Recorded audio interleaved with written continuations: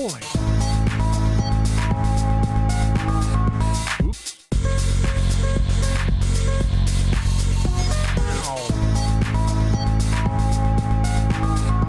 Hi, everybody. Welcome back to Mount Molehill, a podcast about making something out of nothing. My name is Chase Young. My name is Penny Parker. And today, we're talking supports, baby. Supports? We're talking specifically the redheaded stepbrother of skateboarding, inline skating. Supports. I did not understand for a second. Not I was like, supports. what are we talking? Team-based gameplay? No, where I'm not talking about a Mercy, and I'm not talking about a Luckyo. A little bit of a healer in this round. I'm not doing so hot. Hey guys, can I get a pocket medic, please? I'm the heavy. We're talking about sports. As I said a moment ago, my really funny joke, which I will now repeat: the redheaded stepbrother of skateboarding, inline skating. Can I be real? Real? Uh-huh. I don't think I knew this was a thing until I watched this movie. Inline skating? You weren't aware of the popularity of it? I'm not a big sports person. I'm not a sports gal. So, like, you know, I know skateboarding because I know Tony Hawk. And that's, like, the only reason I know skateboarding. Because he's in video games. Because he's in video games. I didn't know inline. And, you know, that's not to say there's no inline skating video games. I don't want to put my foot in my mouth, but there's none that I've played. So I'm not sure I knew this was a thing.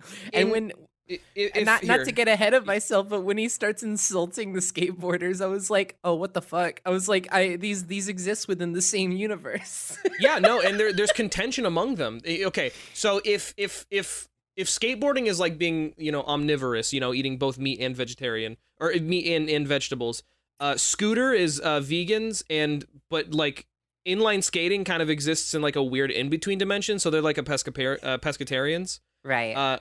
And that's my analogy. That's incredible. Thanks. But yeah, no, people like fucking skateboarders make fun of scooterers, and then inline skaters just kind of exist somewhere in there too. And I don't think there's much like infighting among the funny wheeled board skateboards. Well, the inline skaters are spending most of their time in the pit. This is true. They're spending most of their time in the pit, which is on Venice Beach, which isn't as cool as like the Venice Beach like skateboard spot, which I don't know the name of. But you know, it's cool and it's for inline skaters, and they're doing their fun grabs and spins. And I think we should all be thankful for them. Right. I also think that we should clarify and start to add some structure to this mess of a podcast soup we're making here. We watched the movie Brink today. Well, oh yeah, I forgot to say that. Brink 1998 from good old Disney DCOM. Yeah. This came out a year before the 13th year. Yes. And so this is the 12th year. Yeah, right? So Cody would have been on the precipice of some big changes. So during the time of Brink, Cody was like, "Oh man, I'm turning 12. I'm super excited about my Nintendo 64. Hope nothing bad happens to me next year." Oh yeah, hope I'm not like cosmically banished to the water next year. That'd be fucked up. I hope I don't get water. I hate water, but then he learned to love water. That's not in character for Cody. As we all do. Did you have a learning to love the water moment, Chase? Learning? No, I don't grow. Fair. Yeah. Do you want to start talking about the movie, like the movie in general? I mean, I guess. There's really, it's the structure. There's really nothing else we can do if we want to get to the meaty Yeah, you're shit. right. We got to do the podcast if we want to do the podcast, huh? Okay. Well, here, let me tell you something about Brink. It starts off in the home of Brink, Andy Brinker. I'll better known as Brink. A very good establishing shot, like truly good establishing, and I'm not being sarcastic. Like, you know, first shot of the movie is generally reserved for if you're thinking through things, you want to reserve the first shot of the movie to a major focal point of either like the theme or establishment or anything of the sort. First thing in the movie we see are his skates. Damn, that is a thing that's important to the plot. So I'm glad they showed me. Yeah, so it starts off in his room, and he's like freaking out because he's late for something. It's the weekend. He's not late for school or nothing. That comes later. But he goes downstairs, and his mom's like, "What the fuck? Did you clean your room?" And he's like, "Yeah, that's why I'm rushing." And he's drinking chocolate syrup, straight chocolate syrup at the little what's the thing? The squeeze bottle? Yeah, straight out the squeeze bottle. He's going. Yeah, and like I get he's a kid. I get he's a kid, and you know, kids like sugar, but also ew. Yeah, that is gross. I don't It's like dark pretty gross. chocolate. People who say they like dark chocolate are lying. Okay. But I yeah, don't that's bait. Don't take the bait. I'm not gonna take the bait. Anyway, so he's like, okay, I gotta go. I did my chores. And his dad, it's established that his dad is kind of at odds with him a little bit. He's like, hey, did you clean your room? And he's like, yeah, dude, that's what's up. And he's like, grammar, that up. Yeah, no, he says English. He says English. That up. Yeah. Anyway, then we cut to a shot of Brink's three friends, Gabriella, Jordy. Yeah, and his name is Jordan, but they call him Jordy. Jordy and Greg. Pete. Same thing. And they're like, where the hell's Brink? We should have been at the thing by now. And they're waiting for him. They're at the bus stop and they miss the bus. And Well, yeah, it drives by. It doesn't even stop for them because they couldn't make it to the stop. Yeah. Was that the stop? See, I was a little confused about this. What did it just drive past the stop, or were they waiting for Brink to go to the stop? Maybe they were gonna try to sketch on the back of the bus all the way to Venice Beach. That'd be cool. Oh, that rules. Yeah. Because they're all inline skaters. Yes. Yeah. Also, I was about to say, isn't the bus going in opposite direction than they are going to head to the beach? But I don't think they actually establish what direction they leave the bench. I think it's just that Brink comes in from the left, and so the locomotion of the situation is all heading towards the right, and so it feels like they're all headed towards the right. And so when the bus drives left and they go, we can't make it to the beach, it feels a little weird. I don't know why. It does. No, it does. Weird. It does. No, I get that. That's weird cinematography. But regardless, Brink gets there and he's like, "Hey, gamers," and they're like, "Yo, what's going on, Brink? Let's get to Venice Beach." And he says, "Let's go to Venice Beach," and then Jordy says, "You think we're just gonna skate all the way there?" And he's like, "Yeah, dude, we're skaters." And then in a wonderful moment of ADR, Brink says, Jordy, when you woke up this morning, did you say to yourself, today I'm gonna talk or today I'm gonna skate? And it's like exactly that tone, and he's like really close to the microphone. Oh yeah, I love it when you can when like there's ADR and you can like hear the fucking echoes off the walls. Yeah, and it's so funny because it's like the rest of the audio in that scene is fine and like perfectly usable. What happened in this one shot? He probably slurred a speech or something. He probably didn't like say it wasn't clean. You can't get. We're dealing with child actors here. You can't expect the fucking moon from them, especially on the budget of a decom. But regardless. They were like, okay, let's put on our shoes that have wheels and go to the beach. And what follows is a fun little montage of them just going around town and skating and jumping off fountains and jumping over and eating coffee. It's really fun. From the get-go here, I was really into this movie. And I guess I'll go ahead and sort of establish this. I like this movie. It's like really cute. Oh, it is. It's really fun and cute. It's been said it's one of the best decoms. It's perfectly cute. That makes sense. Watching this after, like, it's honestly baffling to me that the 13th year came after this did, because this is so much more of a competent movie. Like, this feels like a movie. The 13th year just feels like a weird, like, sort of tonal pocket. It feels like a really long episode of a drama. For kids, like a young adult's drama. Yeah, like an anthology drama. It's just like the worst episode of that anthology. But Brink is like it has like energy, and like the characters are well defined. It's like genuinely really sweet in some the of end, them, but like some of them. It definitely it performs a little bit better in the ring than 13th year did. So they're skating around town and they fucking knock over some people's coffee and they jump over tables and it's all great. And then they get to Venice Beach, and they get to the pit, which is, for all intents and purposes, it's just like a little skate park. It's got vert ramps and jumpies and funnies and grinds and all that good stuff. One of the vert ramps has the Eye of Providence on it, which I enjoyed. Yes, I also saw that. It briefly, as you might expect. Come on, how could that not come up in the theory? That's just you're just handing us ammo at that point. Yeah, pretty much. It's like it's there, and that's like our whole shit. Yeah. Regardless, so they're all skating, they're having a good time, everybody's watching, and then Pete Pete points over to the crowd. That's the weird thing about Venice Beach is that there's just like a crowd of people watching the teenagers do their sports. Yeah. Which is odd. And this is the aforementioned pit, this place with the vert ramps and the half pipes and everything. Where it is then introduced in the scene that like the pit is like a very popular inline skating practice point, which is like that's a thing that it's in real life too. Because at Venice Beach, there's a very famous skate park where skaters go, and then people just like go and watch the skaters. That's like a thing that people do. But yeah, so this is like that, but for weenies who do inline skating instead. No offense to inline skaters. Like this movie made me think, like, damn, I kind of want to put some fucking wheels on my shoes. I know, right? Like any sort of motion at all sounds appealing after this movie. Oh yeah, for sure. So they're all having a good time, and Pete notices there's a guy from Inline Skating Magazine, and so they like try to do some funny tricks to make him look over. But then he's like not doing anything. So like, what's going on? Why isn't he taking pictures of us? But then we are introduced to the antagonists of our film, the X-Blades, which is a sponsored team. Oh no! You see, Brink and his friends, they skate for the fun of it. They're called soul skaters. They're soul skaters, yeah. Yes, they don't do it for the money. They don't do it for the sportsmanship. They do it because they enjoy it. They do it for the fun. They do it for the thrill, the adrenaline, the occasional scrape them up on the knee. Yes, that's a battle scar. And so, you know, when you introduce somebody who's doing it for money, what? That is antagonistic. You can't have that, not at all. Sell out much?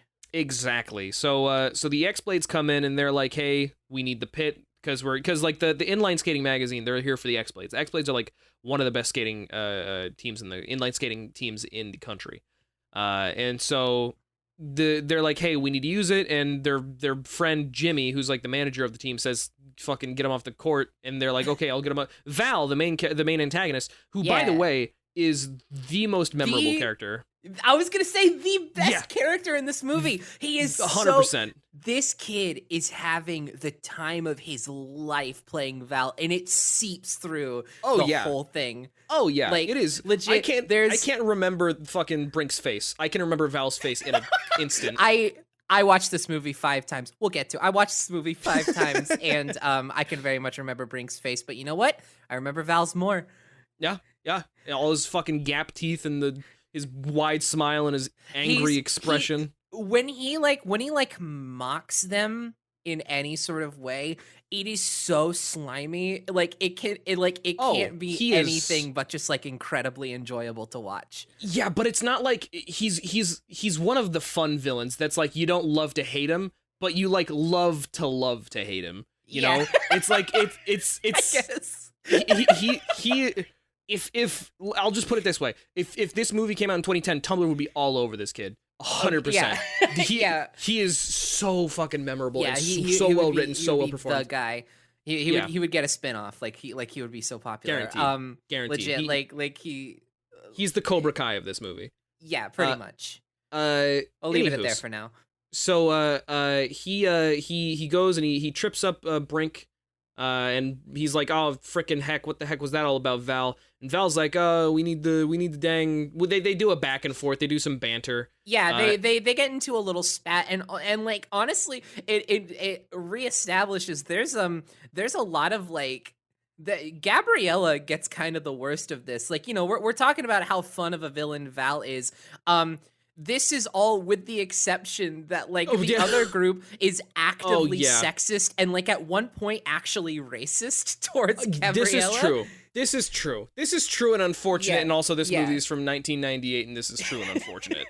It's pretty unfortunate. So like, you know, all like that exempt, which should it be exempt? Maybe not. But yeah, I mean it's very poignant. Literally, I think the line is why don't you go back to Mexico? Which is at like one point, which is then, like one of the like blatant like the stereotype of a racist person things to say. Yeah. Let's not talk about this because this is not fun. We have to move on. Fun to talk about, but you know, I figure I might as well because like it's a little bit introduced in this spat that they have where like they're going back and forth and they're like, hey, you ever get arrested for impersonating a boy? And it's like, okay. Yeah, all right, calm down. Just chill out. Fucking Val transphobic moments. But they get them off the pit, and so they're able to skate, and so like the Soul Skaters are pretty bummed out, and so they go over and sit down, and then they're like, hey, I got an idea. Brink's like, I got an idea, and they go up to some skateboarders, and they're like, hey, skateboarders are all fucking pissant shithead baby bitches, and he's like, what? And he's like, just kidding, that guy said it, and he points to Val. I don't think that guy does. Yeah, and so the skateboarders, which are all like 30-year-old men, go over to harass some sophomores in high school. And they just fucking push him around and yada yada yada. You get the idea. It's a little bit of retribution, fun stuff. Cut to the next day, or rather the next scene, which is I believe the inside of Brink's home, and his parents are sort of lamenting about how he's way too excited to go back to school. Yeah, because that's where his friends are, to be fair. And his dad just sort of the dad doubles down on the fact that he just straight up hates his son. He does not enjoy his son's presence or like existence. He literally just says he's not normal. Like this kid is not normal. He should be happy. He literally like laments that he's actively happy and content with his life. That said, the writing for the dad is like the most accurate dad writing I've ever seen in a movie. It's pretty hilarious. Yeah, no, and like it's not like I joke. I say he hates his son. He doesn't hate his son. He's just a strict just like, I don't like. He is a little shitty. He's a little shitty. He can be a little shitty, but he's like stressed out also. But like all dads are, you know.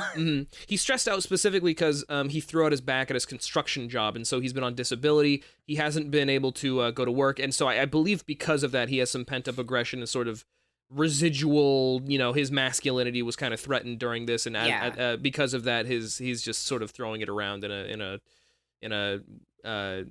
maybe sometimes hurtful way. But I could do with a little less favoritism towards Katie, Brink's younger sister, who is so fucking annoying. I hate Katie so much. They go on and on about how Brink is not a normal kid when like Brink is talking like every other kid you see in the movie, and Katie is like, Brink is just a sack of hormones, and it's like, okay. If Katie was my little sister and she said he's a moody little sack of hormones, I would have pressed Z like in Ocarina of Time, locked onto her and fucking attacked her.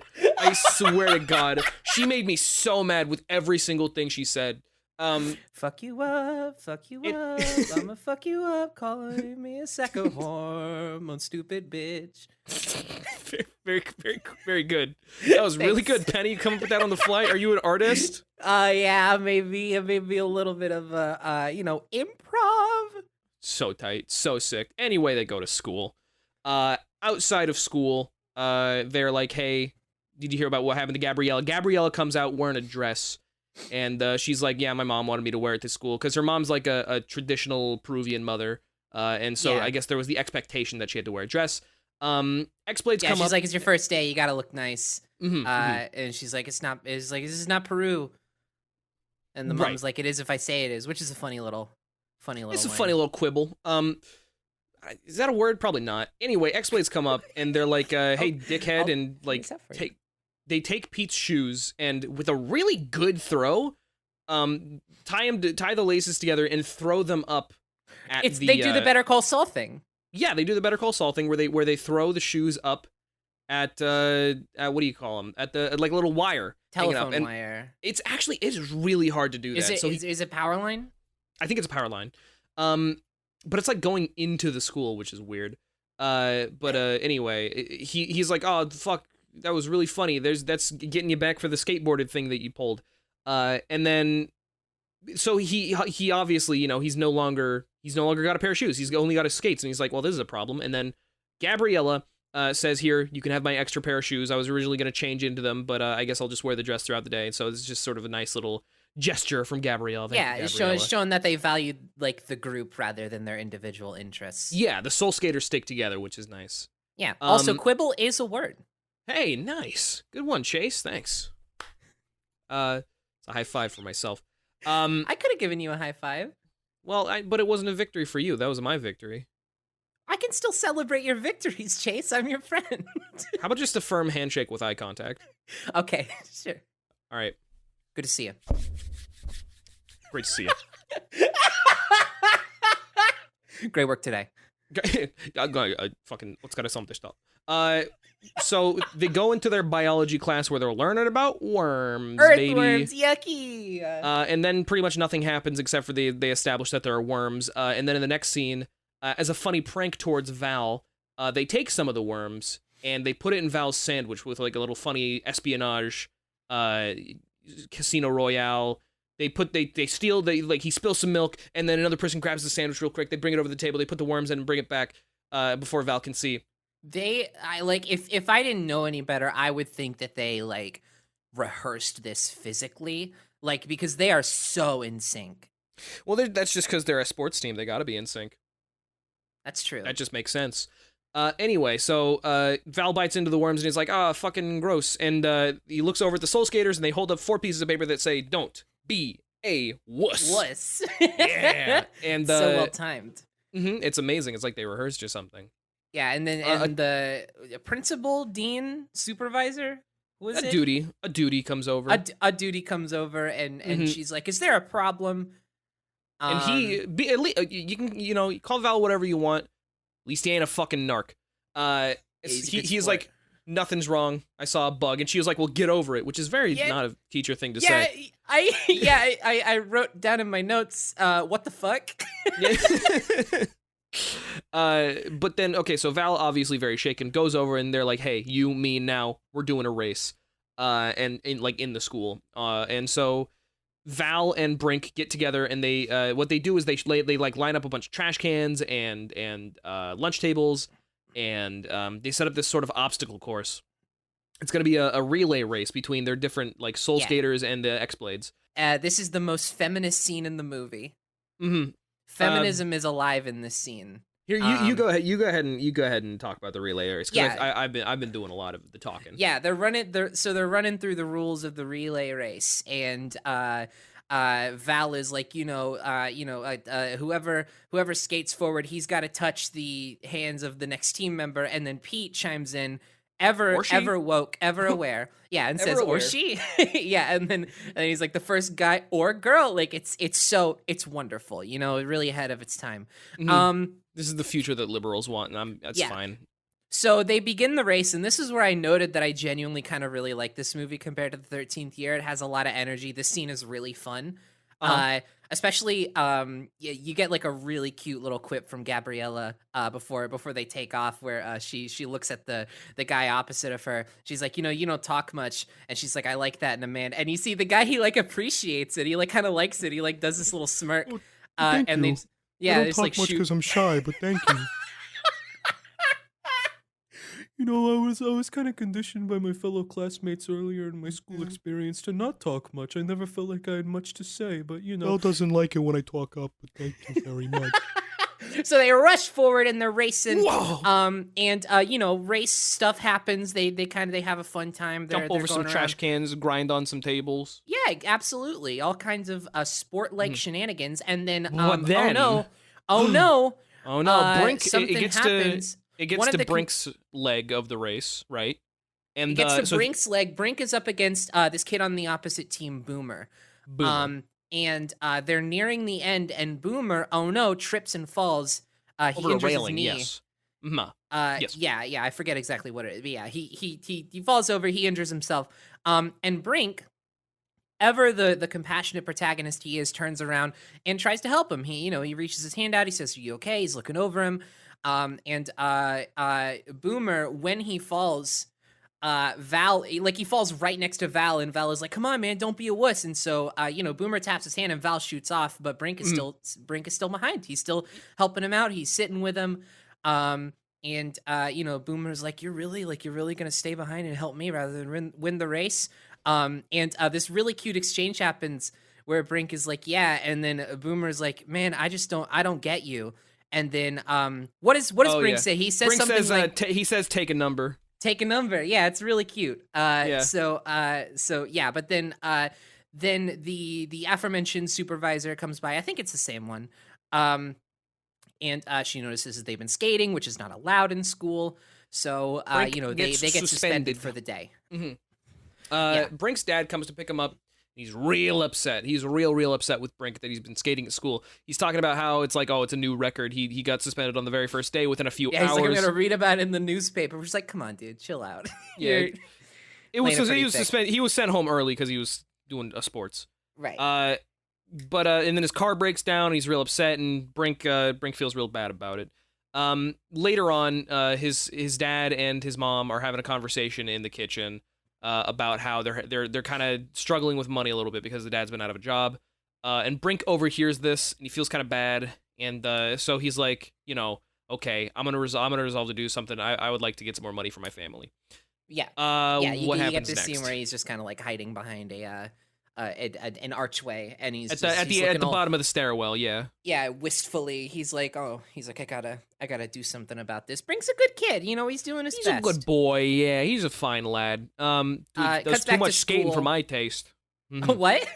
Does too much skating for my taste. Oh yeah. I wish he wasn't such a skating rapscallion. I just don't understand him. So cuts back to school. A good kid. Cuts back to school. You see, they're at the foot sports alley. They're at the foot sports field. The big concrete stairs, you mean? It's definitely the bleachers of a foot sports field. Yeah. It's big concrete stairs, isn't it? I'm like 80% sure. I just watched it this morning. It's like the bleachers at a foot sports field. I want to say a split sports. You got it. So I remember seeing grass in the shot at one point. I don't know. They could be anything. Who's to say in this? They were on something that could be described as an incline. You could be wrong. I could be wrong. You could be wrong. You could be wrong mostly. Penny could be wrong. I couldn't be wrong. They're sitting on the stairs. It's Brink, Gabriella, Jordy. Oh wow, they're all there. The whole group. Wow. Wow, they're like friends or something. Yeah, it's almost like they hang out as a unit for the entire movie. So they're sitting on the stairs talking about how all of their individual parents took the news.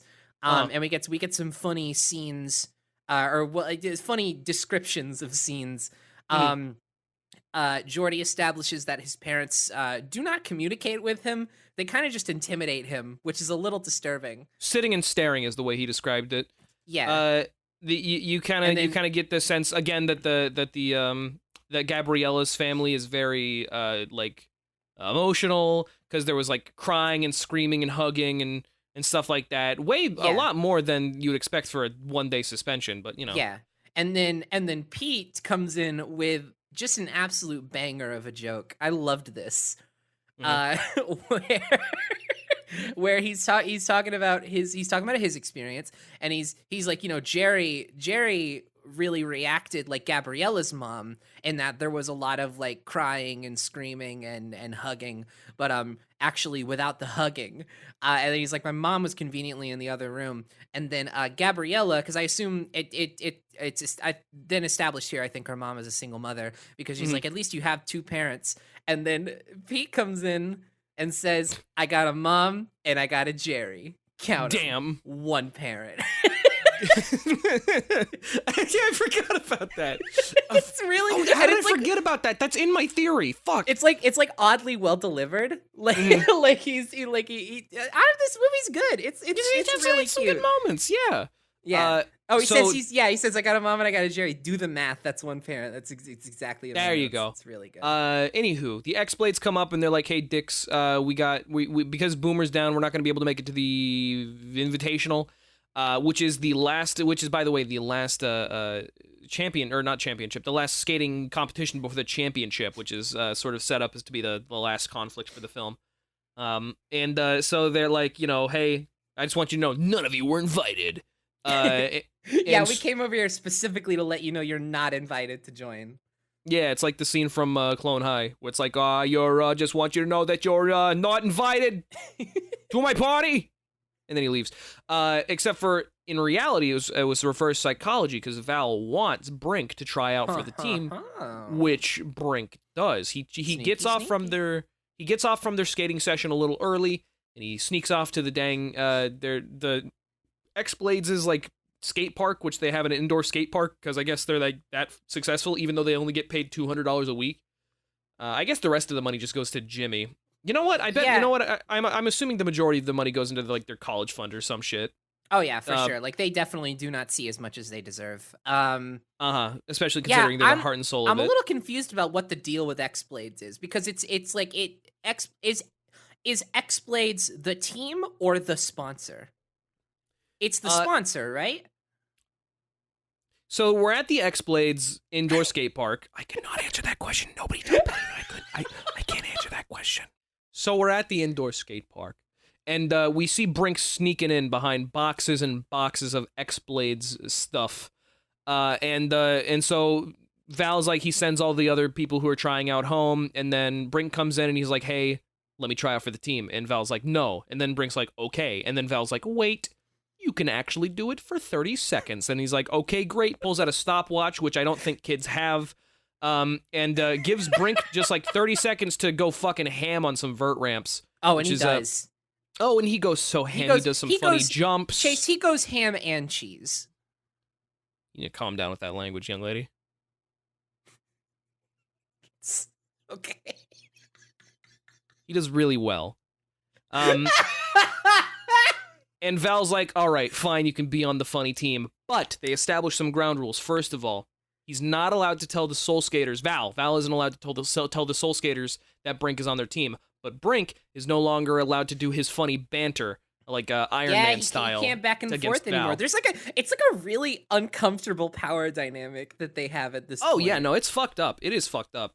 But it is palpable. It is a powerful one. So at this point, he goes home, and his dad's like, "Hey." Oh, at one point, I completely forgot. There was a scene where Brink was like, "Hey, I want to try out for this sponsored team," and his dad's like, "No." He's like, "But I want to make some money," and his dad's like, "I don't care." And his mom's like, "Why not?" And his dad's like, "Fuck you." And that's great. And then there's another scene where he comes home. Brink comes home after this particular scene, the tryout scene. And No. Here's what happens. He's at the tryouts. He does the tryouts. He gets accepted, and the head guy Jimmy is like, "Are your parents cool with this?" And he lies and he says yes because he hasn't gotten. Oh yeah, that's right. Then it cuts to the dinner scene. After he comes home with the equipment and he hides it in his room, it then cuts to the dinner scene. Yes, the dinner scene where his dad's like, you can't go into the sponsored team. And so he has to just lie. Right. Brink just has to straight up lie about the fact that he's on the team. Yeah, so he lies to them, and then he has a phone call with. Sorry, I'm trying to because there's a lot of establishing here of the conflict of Brink lying to his friends. And I'm trying to get the scene sequence correctly, because I'm pretty sure I remember this right, that it's he does a tryouts dinner scene, then he has a phone call with Pete where because he snuck away from a session at the pit to do the tryouts, I think. And so Pete is calling him and he's like, we didn't do so well when you were gone, man. He's like, we can't practice without our captain. Yes, that's true. And so it's just established that Brink is like showing up to less and less soul skating sessions. It's just sort of another thing that it's like a thing that's being set up that, is going to boil over at some point. So Brink, I think there's a single cycle of Brink, like they have a baking class the next day. I remember that. Yes, they have a baking class, and Val comes in. And, first of all, Brink is like, hey, you know how cake is like a friendship is like a cake. Yeah, baking a cake is a lot like friendship. He says, sometimes it doesn't come out how you expect, but it still tastes good. Which doesn't make much sense, Brink. But good try. Much sense. A cake, a fucked up cake can taste bad. Mm-hmm. It can taste bad and burnt, and it can taste like salt because you put too much salt in it, Brink. So don't fuck up the cake, please. But then Val comes in, and Val's like, "Hey, you dipshits, fuck you." And then everybody's like, "Hey, okay, oh boy, Brink's really gonna nail it to him." Yeah, wow, Val, you suck. Which is weird how they're just saying, "Wow, Val, you suck," when Val is saying like, "Hey, you dipshits, fuck you." Yeah, which is like dipshits, much worse. Fuck you. I fucking hate you. I wish you would actually die, like truly, really. And then they're just like, the world Val, would be better off without you in it. Haha, Val, you. Wow, Val, you're really giving it to us rough. You're kind of a mean guy. Yeah, and Val's like, I hate you. I'm gonna kill your parents. I'm actually gonna send a bomb to your parents. And then And they're Also, like, hey, "Well, Brink, do you think I'm a mean guy? Yeah, also, hey, Brink, do you think I'm mean? And Brink's just like, no, I don't. I don't Of think course, you're mean. man. And it's like visibly uncomfortable. He is like, you can tell there's like some real remorse that he can't do his funny quips at Val. Yeah, because he has so many of them in the holster. He has so many and they're piling up. Oh, poor boy. But he can't because that's the agreement that they made. Yeah.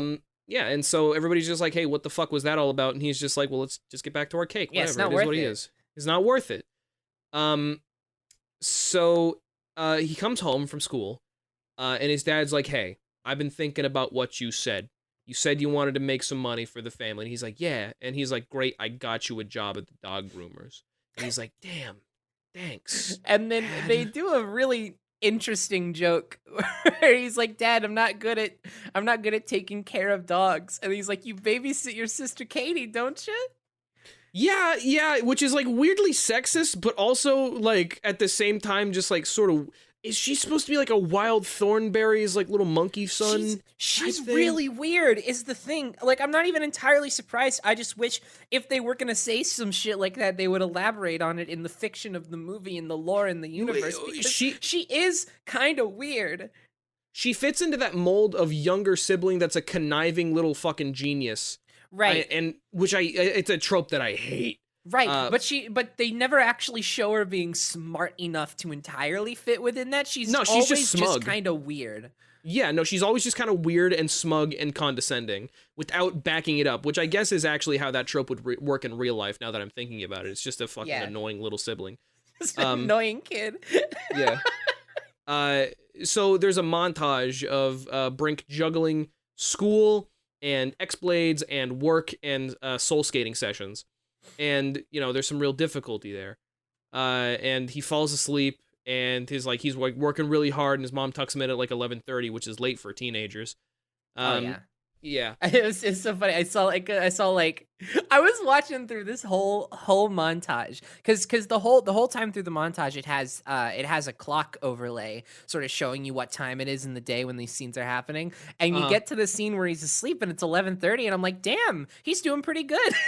Yeah, he got a good day's working. But then I thought, well, first of all, yeah, 11:30 is really late for a teen that has to go to school, and also, yeah, he was kind of working all day. That does suck. Buck up. That's how the real world is, little kid. Oh no, in the real world, I'm gonna have to lie to my skating troupe and take on 2 jobs that I don't want, and like one of them is gonna have to be a secret job from my skating troupe. Yes. Anyway. So the next day, Peter comes over and he's like, hey, bud, invitational. I'm sorry you can't come because you're sick. And Brink's like, yeah, I'm real freaking sick. And at first you think, oh, maybe he overworked himself. He got the flu or some shit. But then he's like, hey, can you go get me a napkin? And he's like, yeah, sure, brother, I got you. And then as Peter's going over to get him a napkin, he like sprays some spray bottle on his face. Yeah, he turns around and he has a spray bottle hit and he just Which is, by the way, like, it's not like a covert thing. It's like... No, yeah, he leaps over across the just, which it's really funny. That got a laugh out of me. It's really funny, but goddamn, it's so like silly. funny, but not because it's like it's funny because it's like it's so like weirdly and so oddly detectable. He would not, if he was Metal Gear Solid, he would get detected immediately. Yeah, like you would, like if this were real life, Pete would turn around and be like, "Hey, you cool, dude? Did you have just like did you just have like a spasm or something? You okay?"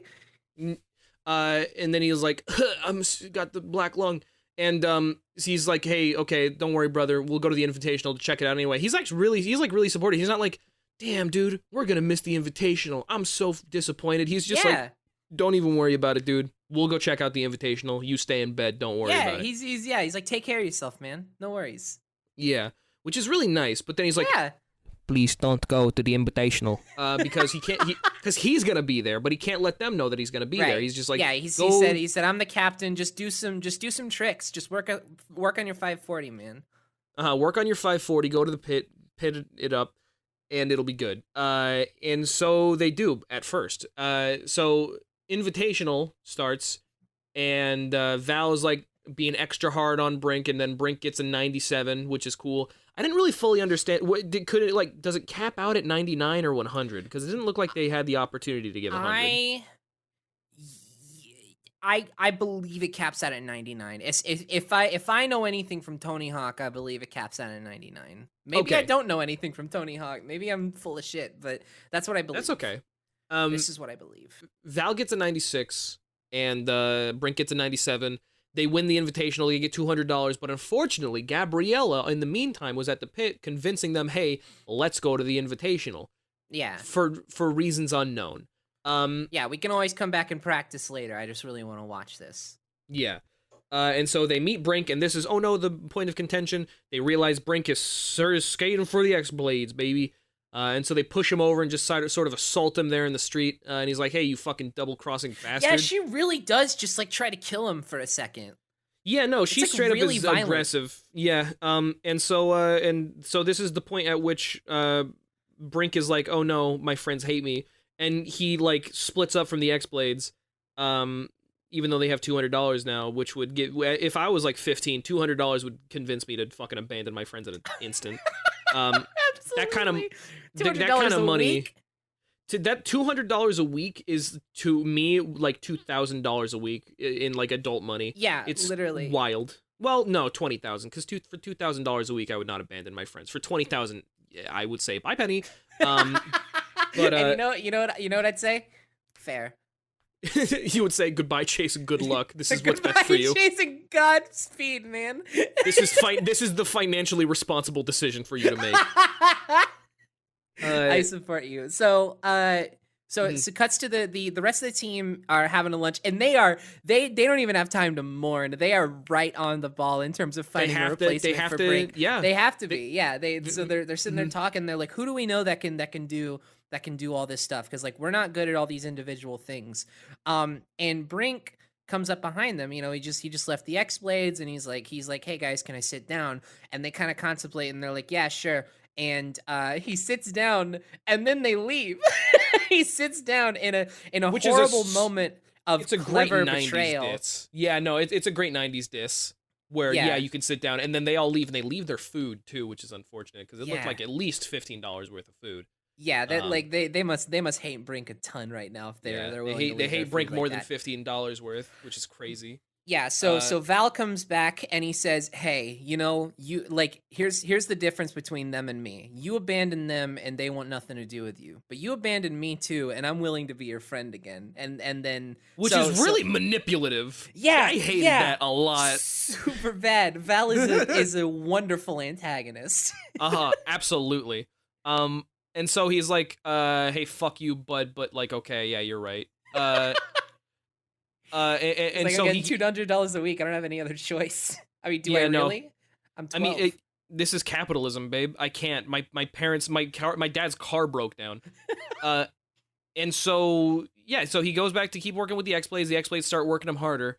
And then at one point, they're practicing for the downhill part, the downhill jam of the championship. And so they're all at the top of the hill. And the Soul Skaters come up and they're like, "Hey, this is the course for the downhill jam. We need to use it." And they're like, "Yeah, you could use it when we're done." And the Soul Skaters are like, "Hey, skate off, because this is how we settle things, because this is all we know." And they're like, "All right, fine, we'll skate with you, but it's gonna be Brink versus Gabriella." And then he's like, "I don't want to do that." And Gabriella's like, "Do it, pussy." And he's like, "All right, well, I guess I have to now."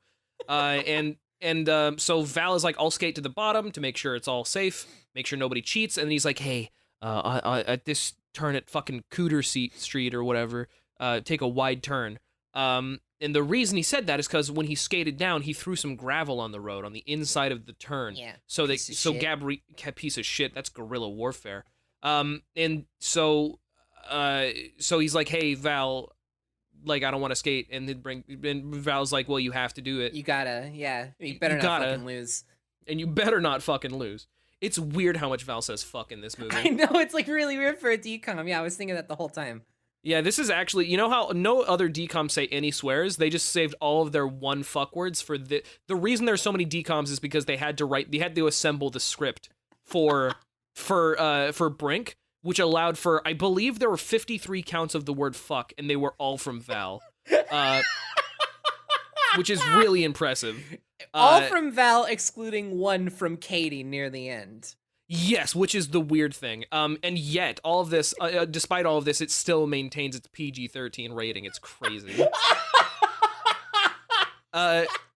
This frames as if the PG-13 is the standard for DCOM. Yeah. Well, I mean, they do say fuck in it, so it's got to be PG-13. Right. Anyhoozle. So they're skating down, and like Gabriella does some cool, like she goes off a ramp or some shit, and he's like, she's whoa, like so sick. She's like so sick. And she's about to be bedridden too, if you know what I mean. Because she's gonna fall. And so he sort of sees Gabriella doing the soul skating stuff, like going off ramps, and he's like, damn, I kind of yearn for that. But then it gets to the turn at Cooter Street, and then Gabriella, he's like, no, Gabriella, don't take it wide, and she's like, yeah, right. But then there's gravel on the road, and so Gabriella trips up on the gravel into what is a very visceral tumble scene. The goriest decom scene ever put to film. Yeah, like she gets some nasty road burn. Yeah. She gets a horrible road rash. She's like scraped up all over her arm, like it's fucking, which is weird. It's gnarly. The weird thing is she was wearing pads in one scene, and then immediately afterwards, she was no longer wearing pads. It was Val's doing. It was Val's doing. He fucking willed them off with his nasty brain. He's wearing, oh my god, he kind of looks like Linus from Shark Boy and Lava Girl. Maybe he is. Maybe that's his fucking, his minus powers. He took off the pads partway through the race. He's like, oh, trip them up. And he like puts his fingers on his temples, and you hear a well. And they say, Val, why did you take off the pads? And he goes, I did not. Anyway, and so she gets some nasty, like she breaks her arm basically. Yeah. And Brink's like, hey, oh my god, are you okay? And he looks back at Val, who is guilty, and he knows he's guilty, but Val is like, ever the fucking conniving evil genius is acting so shocked. Yeah. He's like, literally, even the other kids on the X-Blades team are like, whoa, what happened? And he's like, I don't know. Yeah, no, it is poor Gabby. She'll be fine. They cut directly to her house, and before this, there is I did want to add, there's a very sweet scene with the dad. We're on a bit of a time crunch here with this recap, so we don't need to get into it, but it is really sweet, and I wanted to give it an acknowledgement. It's super cute. Anyway. Oh yeah, where he's like, hey, you're all right, kid. It's essentially this whole thing where he's like, he's taking care of you as my responsibility, so I'm here for you, bud. And like, it's just really fucking nice. Which sets up a different scene that we're about to get to. Yes, yeah. So they go to Gabriella's house. They go to Gabriella's house, and Peter and Jordy were already there, or I think it's just Pete and Jordy. Pete and Jordy are already there, and they're like, hey, you fucked up big time. Yeah, they're on the way out. Dork shit. And they're like, okay, bye. And then Gabriella's mom, who's very kind, says, come in and see her. Yeah, I thought they were gonna do the thing where the mom is also mad at him and is like, I don't think you should be here right now. But like, no, she's like, hey, you should talk to her, which I liked. I appreciated. Yeah, yeah. Again, the adults in this movie, aside from the teachers, are written very accurately. Yeah, the teachers and Jimmy. Jimmy is not written very accurately. Like the characters in general in this movie, I mean, like for the most part, they're just like good to each other in a way that I'm not used to with like these old '90s movies. Yeah, no, there's not nearly as much. I guess like. Cynicism, which is nice. Well, like the people who love each other, and they show it. Like it's really nice. So he goes in and he talks to Gabriella about I forget what. Do you remember? Yeah. It's the thesis of the movie. They talk about the theme of the movie here, where they're essentially just like, hey, Brink is like, I'm sorry, like I just want you to understand, like it's stuff like I had to do all this because my family needs the money. And Gabriella's like, dude, we all need the money. It's not about that. It's about the fact that you you take this thing that like I started to love because I believed in you about soul skating. I believed in the passion of it all. And like now, I'm seeing you be a sellout and it sucks. And so she's essentially just like, you gotta, if you do what you like, if you start getting paid for what you love, it's only a matter of time before you sell out, which I don't entirely agree with. the theme of this movie is a little flawed in the way it's represented. I get what they're going for, but it's definitely very like. I mean, here's the thing: is that it fails to neglect the fucking end game capitalism, end game capitalist sort of angle of it. But it is a decom, so I feel like we have to give it a little bit of the benefit of the doubt. Oh yeah, for sure. I just mean in the sense that like Brink did like lie to his friends, which is not good. He shouldn't have done that. But also, like, being sponsored for doing something that you love is not inherently a bad thing. Like you know, you're not selling out for being paid to do a job that you enjoy. Like, like there's a big difference between like what Brink was doing and like actually selling out. But that's a whole conversation that I'm sure neither of us are going to get to with what. Believe it or not, I'm actually super not going to. Yeah, me neither. Great. Entirely disconnected, so we might as well get it out of the way here. That's the listener's homework. You come up with your own theories. Yeah. So then he goes home and he has a conversation with his dad, which boils down to essentially this. The dad comes home and he's like, you know, I used to inline skate too, and his son's like, really? And he's like, yeah, when you were just a kid. And then there's like a beat of silence, and he's like, listen, when I threw my back out, I didn't know what to do with myself. The worst thing about living on disability is that you don't know you don't know who you are anymore. You don't know how you exist in relation to the world that you had built up around you. But I've recognized that I'm not defined by what I do. I am defined by the company that I keep and how well I keep it. And it's really just heartwarming. It's funny that this comes right after the kind of iffy moral scene with Gabriella, where like I get what they're going for, but they're not executing in the best way, because this is the exact opposite. Well, not the exact opposite, but like it's so much better. Like, this is such a good scene. It's such a good sentiment to teach people, where it's like he says specifically, the worst part about being on disability is I don't know who I am anymore, which is really like existentially frightening. Yeah. But he wraps it all up in saying, you know what? Even if you're not inline skating, well, he knows he's now inline skating, and he's come to the point where it's like, you know what, he reveals that he did disobey. And join the sponsorship, but it's like at that point, like given the scene beforehand I mentioned with his dad, that's really cute. His dad like knows some shit is going on, so he's not on his case too much about it. He is just briefly like he's like, hey, you know, we told you not to do that, and he's like, I know. And like that's it. They just kind of leave it at that, which is like it's like weirdly so nice. Like it's that's how a parent should react, and how parents sometimes do react is when it's like, hey, you know, I see that you're hurting. I'm not going to add to the hurt. Because he doesn't punish him because the situation has punished him enough. Yes, exactly. Like, he already knows that it was a mistake. Like, that's the best part. It's a very good scene. and so he tells him, like, almost I nearly quoting, I might paraphrase, but essentially is like, he's like, hey, whether you skate tomorrow or whether you stop entirely and never skate again, you are Andy Brinker. You're a good friend and a good son. And like that's never gonna change. Like that and it fucking rules. It's such a sweet scene. Yeah. And Brink takes this as his come to Jesus moment, and he's like, all right, fuck these clowns. And he goes and he ruins a perfectly good cheese pizza on the pier. I literally wrote my no skates right on the pizza. Goddamn. Yeah. Right on the pizza. He walks up to the X-Blades, who are on like the pier in California, and he's like, hey, fuck your stupid bullshit, and I hate you. And he throws his skates onto a pizza that they're going to eat right before right after Val says, Chase, can I just say, I really appreciate our friendship and the fact that like we are on the same wavelength enough to both have taken note of the fact that the skates land on a perfectly good, never needed to be ruined cheese pizza. I mean, it's a cheese pizza, so it's not like the world is going to be any less off. But still, it's a pizza. It's still you could eat that. It probably costs like $7. It looked good. Yeah. So he's like, hey, I don't want to be your friend anymore. Oh, Val also says, strawberry milkshake. What do I look like? I'm wearing a dress or something? Which is cool. Thanks, Val. Thanks, Val. And he's like, hey, idiot, I hate you. And he takes a milkshake and he splashes it in his face. And Val's like, what the hell is going on here? And then he gets up to attack. I need a Chase abridged version of every decom, please. Like, I want to get smashed with a vanilla milkshake. It's dripping from his mouth. He's just like, what the hell is going on here? Well, so he's getting all worked up, and he stands up, sweating, and he was about to attack Brink, and then Boomer stands up, and he's like, "It's not worth it, brother."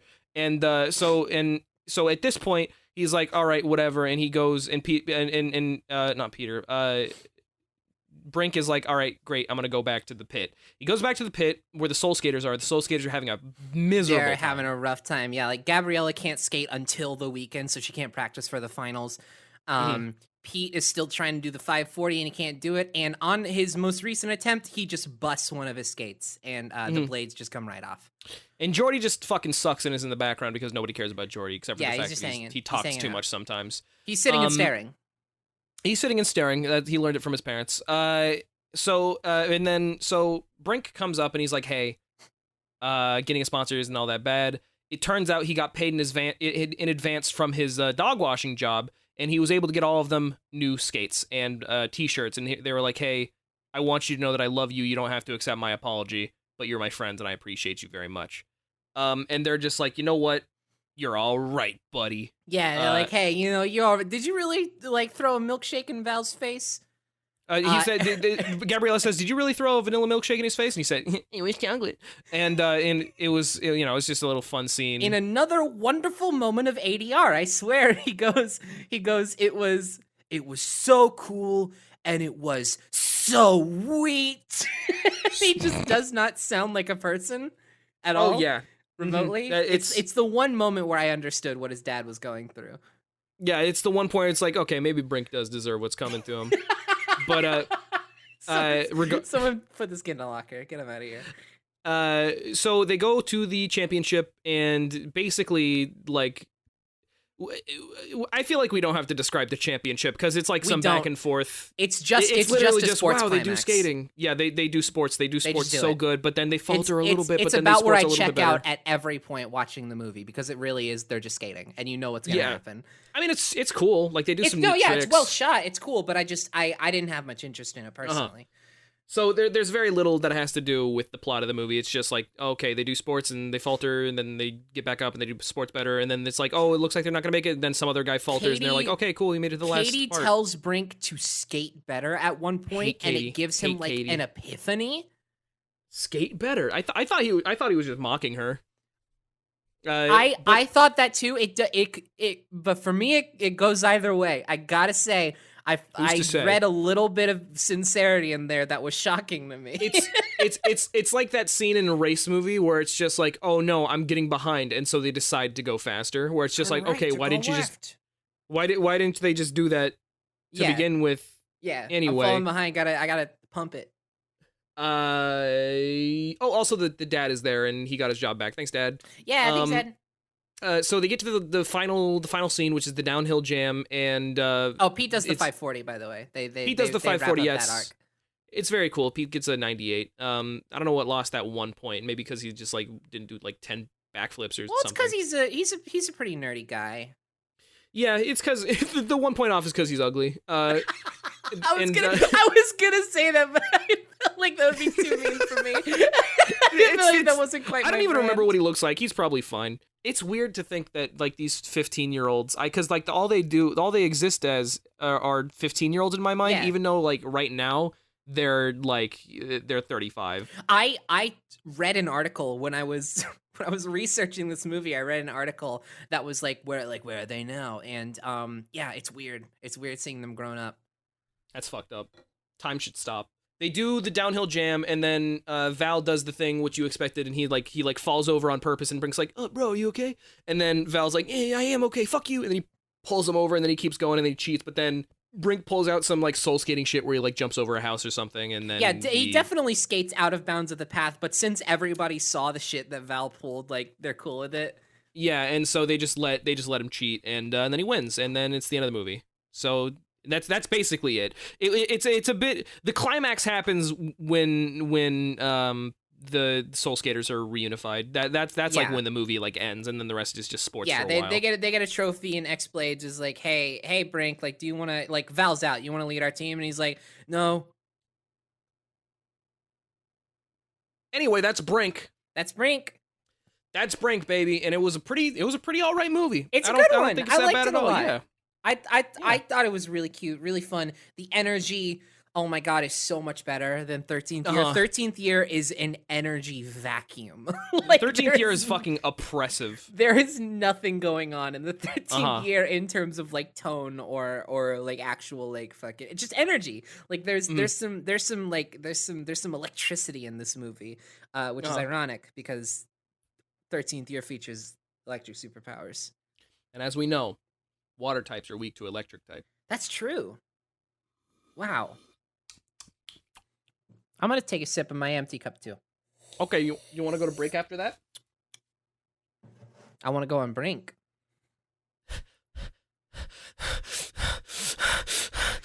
Please do not. Sorry, you gave me a panic attack. Let's go. Okay, let's go to break. Whee!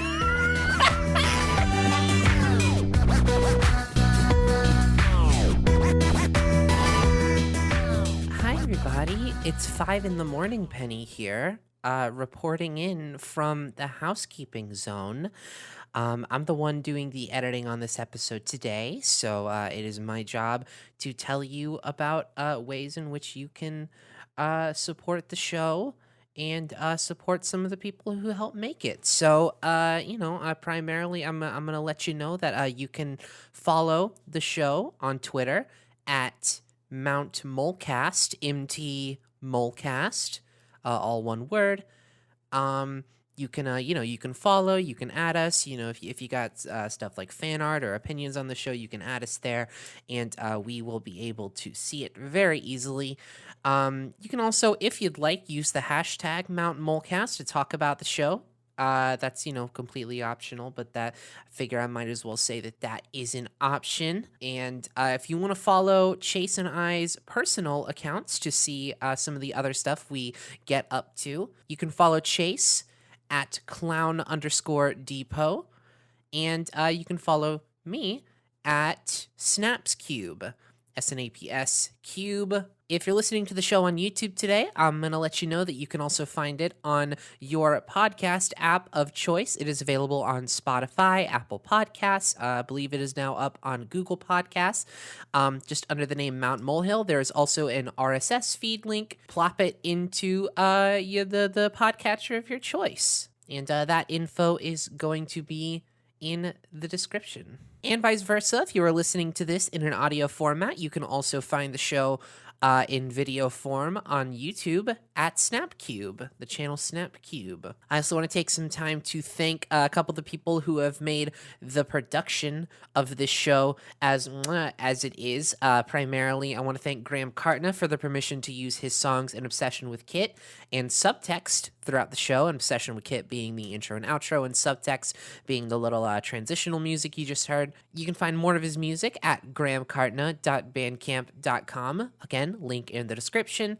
I also want to thank Caitlin Tyndall for creating the show's wonderful, adorable cover art. And you can find her at twitter.com/KatieDids. That is KatieDiids. Thank you both so much. The show is fantastic now, specifically because of you. So, hell yeah. Hey, I can't really think of much else to say. We're not sponsored by anything yet. So I guess I just want to take a moment to say, hey, thanks everybody for the wonderful, enthusiastic responses to our pilot episode. We're really excited to do more of the show, and I am glad that y'all are as well. Keep talking about the show, keep sharing it.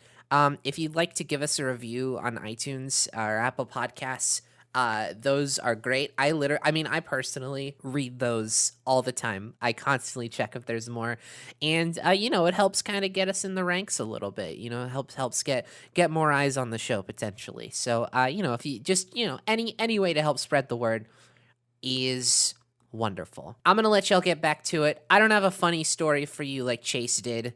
I understand if this is disappointing, but you know what? Life sometimes cool. All right, see ya.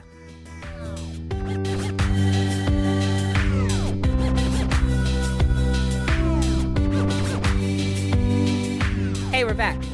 Hi, I'm back. I'm front. And we are the Game Grumps. Penny, why don't you go for it? Hey. You were having some trouble. You were having some trouble this time around. Yeah, Brink hey, welcome to the welcome to the theory crafting segment of Mount Molehill, where we do the thing that the show is all about. And I gotta say up front, hey, audience, I want to thank you personally for the wonderful, wonderful response to our pilot episode about the 13th year. And I want to thank you for your enthusiasm about my ideas. And also I want to ask if you can maybe just like do a fun little like sort of like Percy Jackson mist style thing over what I'm about to say, and just sort of see it as the same tier of commentary as that first go around. Because here's the thing, Chase. Here's the thing, Chase.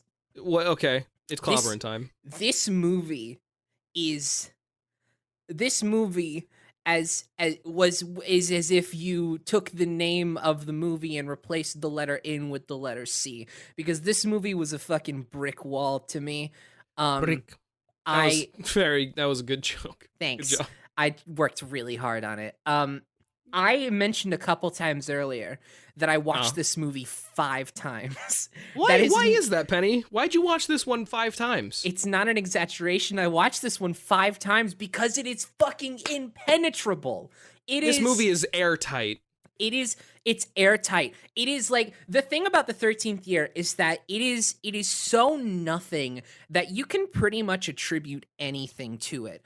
It's not that it's nothing. I would say the 13th year was nothing in the sense that there was nothing that you could take from it. The 13th year was nothing, and that's why it was so easy to craft something upon it. This movie had like a message, and it had a story, and it had a plot, and that's why it's hard to. There's very little like things that you can't go on, or rather things that you can go on, things that are like left unanswered. Right. This movie operates within the realm of reality, and that's a problem. This movie has a very complete sense of what it already wants to say, and what the characters are about, and like what's going on in the world and stuff. And it makes for a good movie for sure. But for me, I found it particularly hard because I would start every new watch either with a new idea, a new concept for what I wanted to maybe find in it, like based on inklings of my first set of notes, or I would just try to reinforce an idea I already had. And I kid you not, every single time I would get to like the scene before the invitationals where Brink is like sick in his bed, like, or pretending to be sick. And it was always around that point where I would realize, God damn, this is falling apart. Like it not reaches this a one. point where like Not this time. every single time it started so strong, and then I would always just kind of lose it halfway through. And I do have something here that I wanna pitch to you. And I'm saying all this preface up front because this is not the most complete thesis like my first time, but I don't know.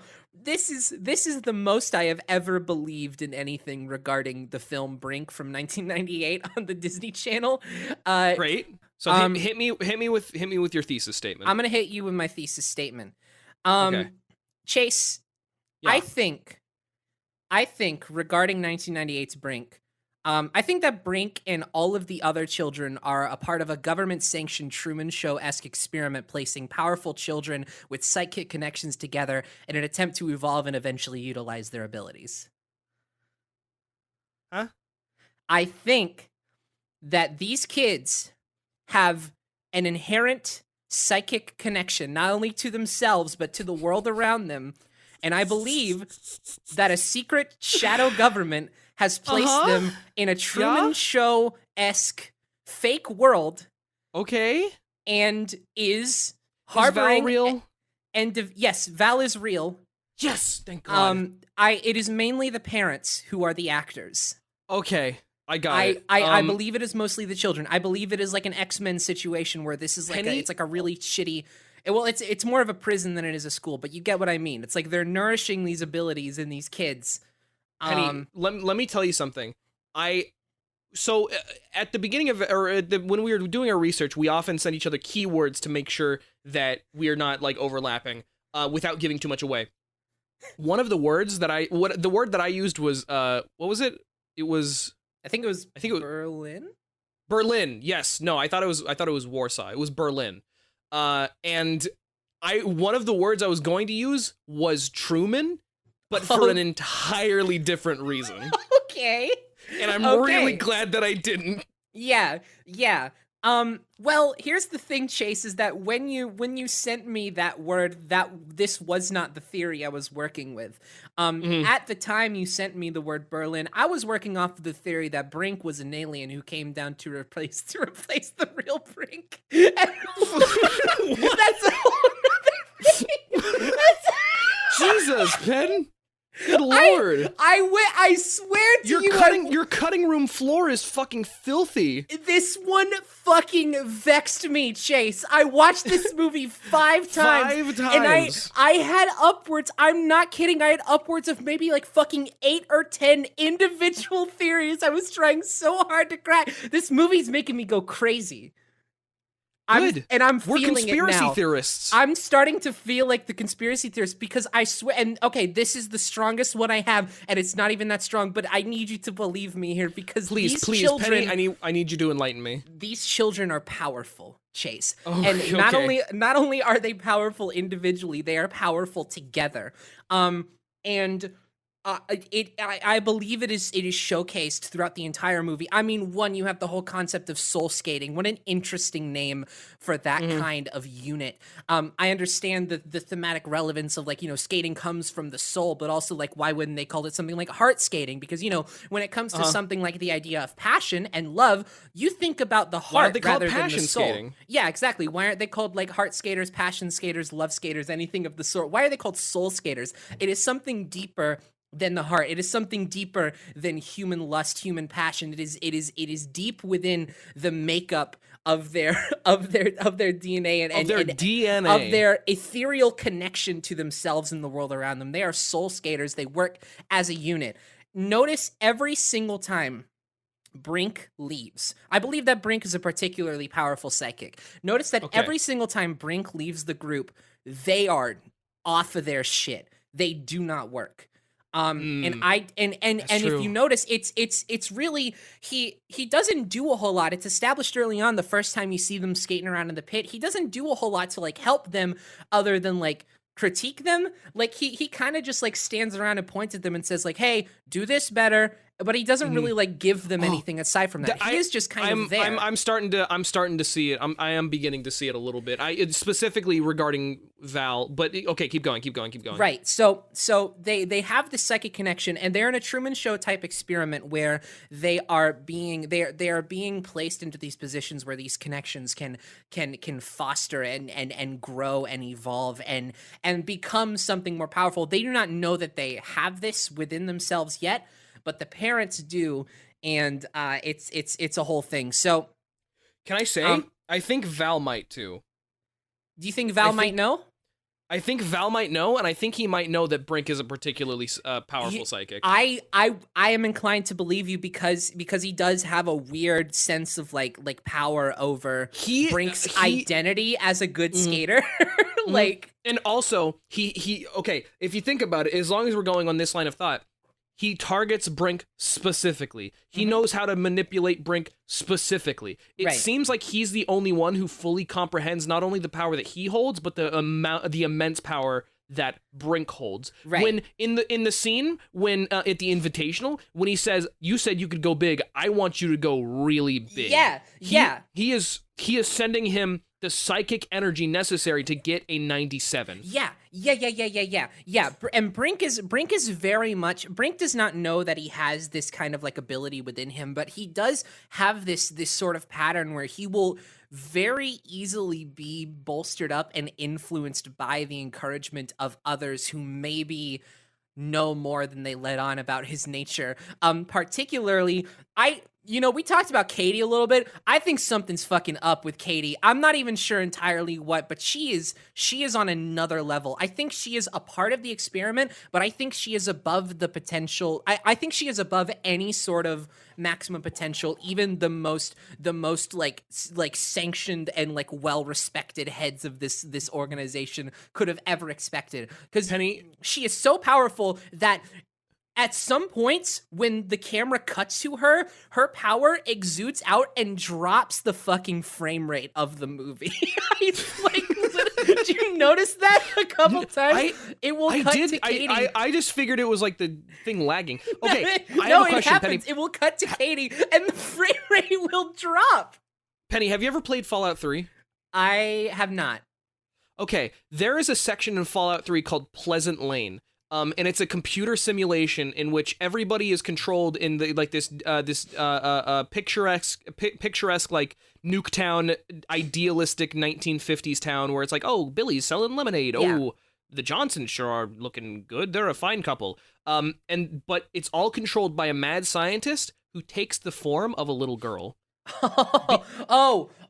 Yeah, and you know, we noted that Katie says some weird shit, like how Brink is just like an emotional sack of hormones. Yeah, like imagine any of Katie's lines, but said in like a mad German, like yes, like Brink is a moody little sack of hormones. And then later on, the climax of the movie, what takes Brink over the edge of competence? It is Katie telling him just straight to his face, skate better. And I noted that it seems like an epiphany to him because it does. I like you know, it could be played off like he's kind of joking, like taking the piss a little bit, you know, being like, oh, skate better. Why didn't I think of that? But he doesn't say anything so overtly like that to imply that it's sarcasm. No, he literally just says, skate better. He says it's like he's being filled with like energy. Yes. Like he's like that sentence is worth more than the sum of its parts, even though it's not, because it's essentially meaningless. But Katie having the power that she does through whatever like simulation or like ultra powerful psych, you know, that's another thing. In Mob Psycho 100, I know I'm just talking about different media outlets. No, it's okay. Hey, this helps. At the end of Mob Psycho, in Mob Psycho 100 season 1, there is a character that's like they have like the voice of a little girl, and they're really short, and they wear a gas mask, and they're super super powerful. And I mean, it's revealed that it's like an old like gross man. But it's like for a while they just portray themselves as a little girl. This very well could be like I'm sorry, I'm very gassy. I'm drinking Monster Energy drinks. It's entirely possible that Katie has inserted herself as a surrogate child and brainwashed all these people to think that she is just because what does Katie do except for observe and criticize? Yeah, literally. She is the director. The first thing that Katie says is an observation of Brink's behavior. She says, "Are you headed to Venice Beach again?" No, she says, let me guess, headed to Venice Beach. Yeah, let me guess, headed, yeah, exactly, as if she is noting patterns in his behavior. And yeah, because she's the fucking director. Yeah, and okay, and I would believe it. I'm still not entirely sure about what the fuck is going on with Katie, but I would believe that. I would believe that this is very much a sort of like it's a. Oh, I just remembered something key. You know, Tony Hawk did the first 900 at the X Games in 1999? I did not. Brink did the actual first 900 at the Aggressive Inline Skating Championship of 1998. Oh, shit, so Tony Hawk's basically Tony Hawk's a fucking hack, but please continue. Oh yeah, absolutely. So it is either that Katie is the head of this organization or she is something else entirely. Notice how the movie almost refers to her as if she is a beast of some kind when the dad suggests that taking care of a dog is no different than taking care of Brink's little sister Katie. Yeah, that's a good point. Yeah, and you know, all the other kids are having their powers sort of fostered together, but she is, I believe she is having her abilities tested. Like there's like a different sort of dynamic. That's a whole nother thing. I also do want to note the idea that they are harboring these psychic connections within smaller cliques. Like it's not just one big ecosystem of psychics all interlinking together. I mean, it is kind of. But they do have individual cliques. Like, for example, the X-Blades or the Soul Skaters. The Soul Skaters are their own little unit, and they can kind of break off and break away as they please, but it is very disorienting to them. And there is actually some imagery very early on in the movie that represents the idea that they are like different parts of the same unit in this sort of way. Like for example, the first time you see the other three friends in the Soul Skaters group aside from Brink appear, they all are sitting on a bench, and the camera is angled in a way to where you only really see one of them in the forefront. Sorry, I just saw the broken GIF that you sent and then the real GIF after. I don't know why the image of that really cracked me up. That's Tony Hawk doing the first 900. I love it. 1999. That's so Thanks. fucking Okay. cool. What a cool guy. All right, just wanted to let you know. First scene, you see the Soul Skaters. As Brink approaches them, they sort of pop their heads out one by one. And like, yeah, it's a fun little cinematography staging thing, but it is almost as if they are three heads jutting out from the same body. They are three minds. Are you saying they're like, maybe not like literally Cerberus, but they're Cerbericious in nature? In spirit and in psychology, yes, they are interlinked to the point where like they're a hive mind. A removal. There's never any infighting between the three of them except for bickering, much like the heads of a Cerberus. Yeah, well, and when one of them separates to join another Cerberus. It's disorienting. They don't know what to do. That's the thing. The thing is that Brink is like the keeper. He's not he's disconnected. He is like the owner of the Cerberus, and like because they like operate as a group. But the three of them, I don't think there's a single scene aside from the scene where Gabriella is in her bed there are three scenes in which they're separated. The first scene is when Peter is calling Brink. And he's like at his house and he's like but he's talking specifically about what they did that day. The next is when Peter comes to his house to fetch Brink for the tournament. And that's sort of oh my god, he's still operating part of the group because he's fetching them for the group. Yeah. And the third scene is when Gabriella is bedridden and Brink goes to comfort her. In every other scene, all three of them are together. Yeah. They are a unit. And every time they are not a complete unit, they are just falling apart. Like physically, like they get injured, their equipment breaks. Like it's not just that they are a little off their game. It is just they are just fucking not able to do anything if they are not Brink together. is the apex. Brink is the apex psychic in this particular analogy. And I also do believe that the pit is a point of like psychic convergence. Where there's a big crystal under the main vert ramp in the middle. Yeah, and that's where they get their power from. Even when I didn't have this specific theory, very early on in my first watch through, I noted that there's got to be something up with the pit that they're fighting over. One, Eye of Providence sitting right there on one of the ramps. They're being observed. That goes without saying. Yeah, and it's just they cannot function if they are not in the pit together. If they are apart in the pit, they might as well just not be there. Also, in terms of like all parts of the same whole imagery, I want to note that very early on, in the scene on like when they're it's first day of school and they're about to head inside and they're having their little spat with Val. The shirt that Jordy's wearing is a shirt that has a picture of like an analog video cable on it. You know, like the red, yellow, white. Where, like, you know, it's one cable, but it splits off into three parts. Oh, fuck. Oh, that's cool. Oh, I like that. There was a lot of, like, allusions and imagery in this particular one, which I'm really excited about that. Oh, I'm so excited to hear what you got. Yeah. And I guess you could also make the argument that, like, the shoes being tied on top of the power wire could also be imagery of this kind of thing. That feels like a little bit more of a stretch, but I don't know. The analog thing really sticks out to me. That's very specific imagery. I didn't even notice that, but I do recall that is very specific. I would also like to posit that in this Truman Show-esque situation, they have a sort of patriarchal thing going on where the mothers are not entirely allowed to be totally affectionate or maternal towards their children. Because it'll make them soft. I believe they are being trained to be soldiers. They're being trained to be super soldiers in a Truman Show fucking orb. What does Brink's mother do at any point to help him that is not in secret? Nothing. absolutely nothing. The Nothing. one time she expresses direct affection for her son, it is in the dead of night. It is almost midnight. She tucks him in while he is asleep and while no one else is around. The one time Brink is having it the hardest, like he is within their view having a really rough time, and she has the dad go see She only him. talks to him. She only talks to him directly like 3 times in the entire movie.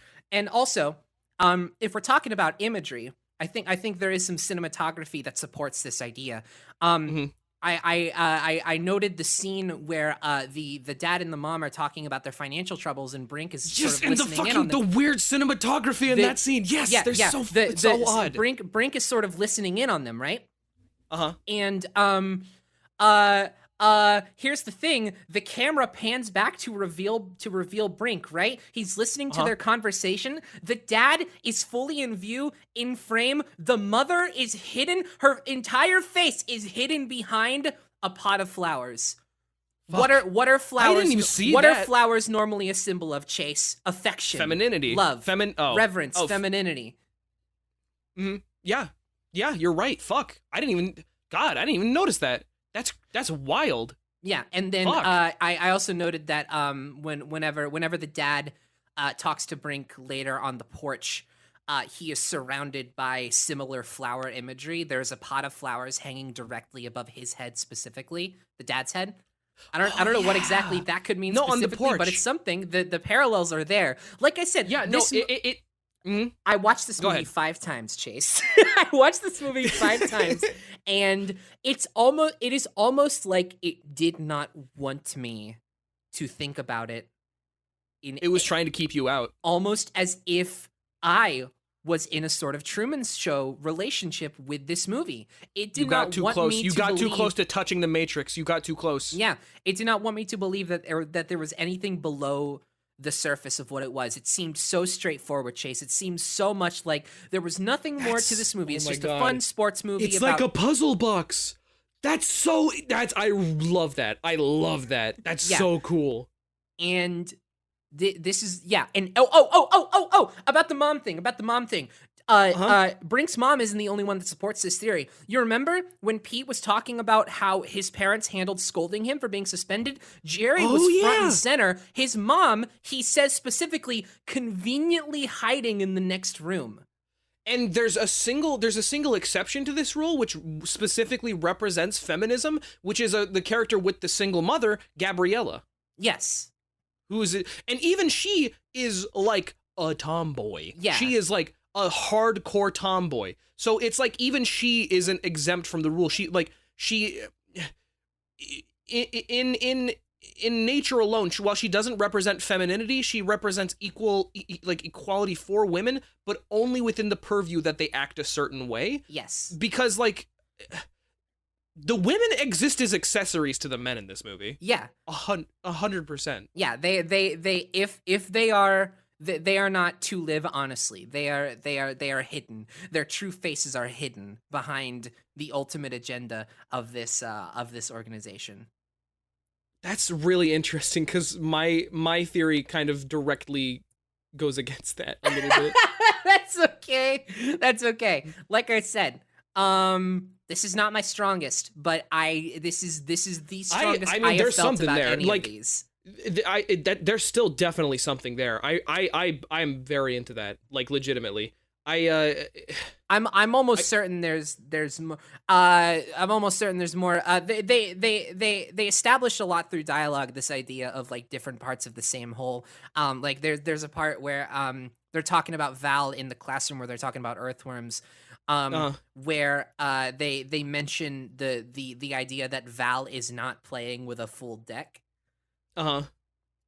As if he is missing an integral piece of his psychic crew. And then later on he actually is. Yeah. And so that's true. Because Boomer, yeah. Yeah, Boomer's gone.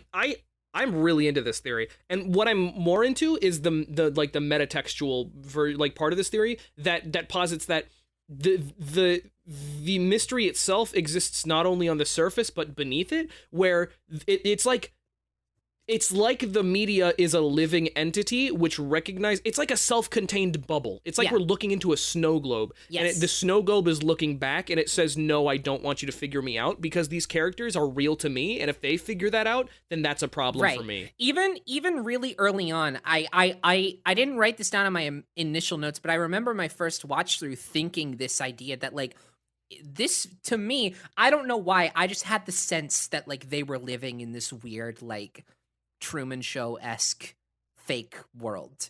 And I don't know why. I really don't know why. It's not something the movie ever posited to me from the beginning, like from my first watch through. But like I specifically remember having the urge to write it down, but I was like, no. It couldn't I think be. It's because I think it's because everything revolves around skating. At no point is there any conflict that doesn't revolve directly around skating. That's true. And so it's like the world itself is by all means like specifically it's specifically designed even the thing that gets train them in trouble at school is skating. Yeah, and even then they don't talk about like, oh, how are we gonna balance the fucking midterms? And okay, the one exception is Cody and Cody's need to like make money, like, or the Cody's job. The exception is Cody's job, but that is almost like a test in and of itself, where it's like, let's see, it's like an experiment on the ability to maintain psychic energy through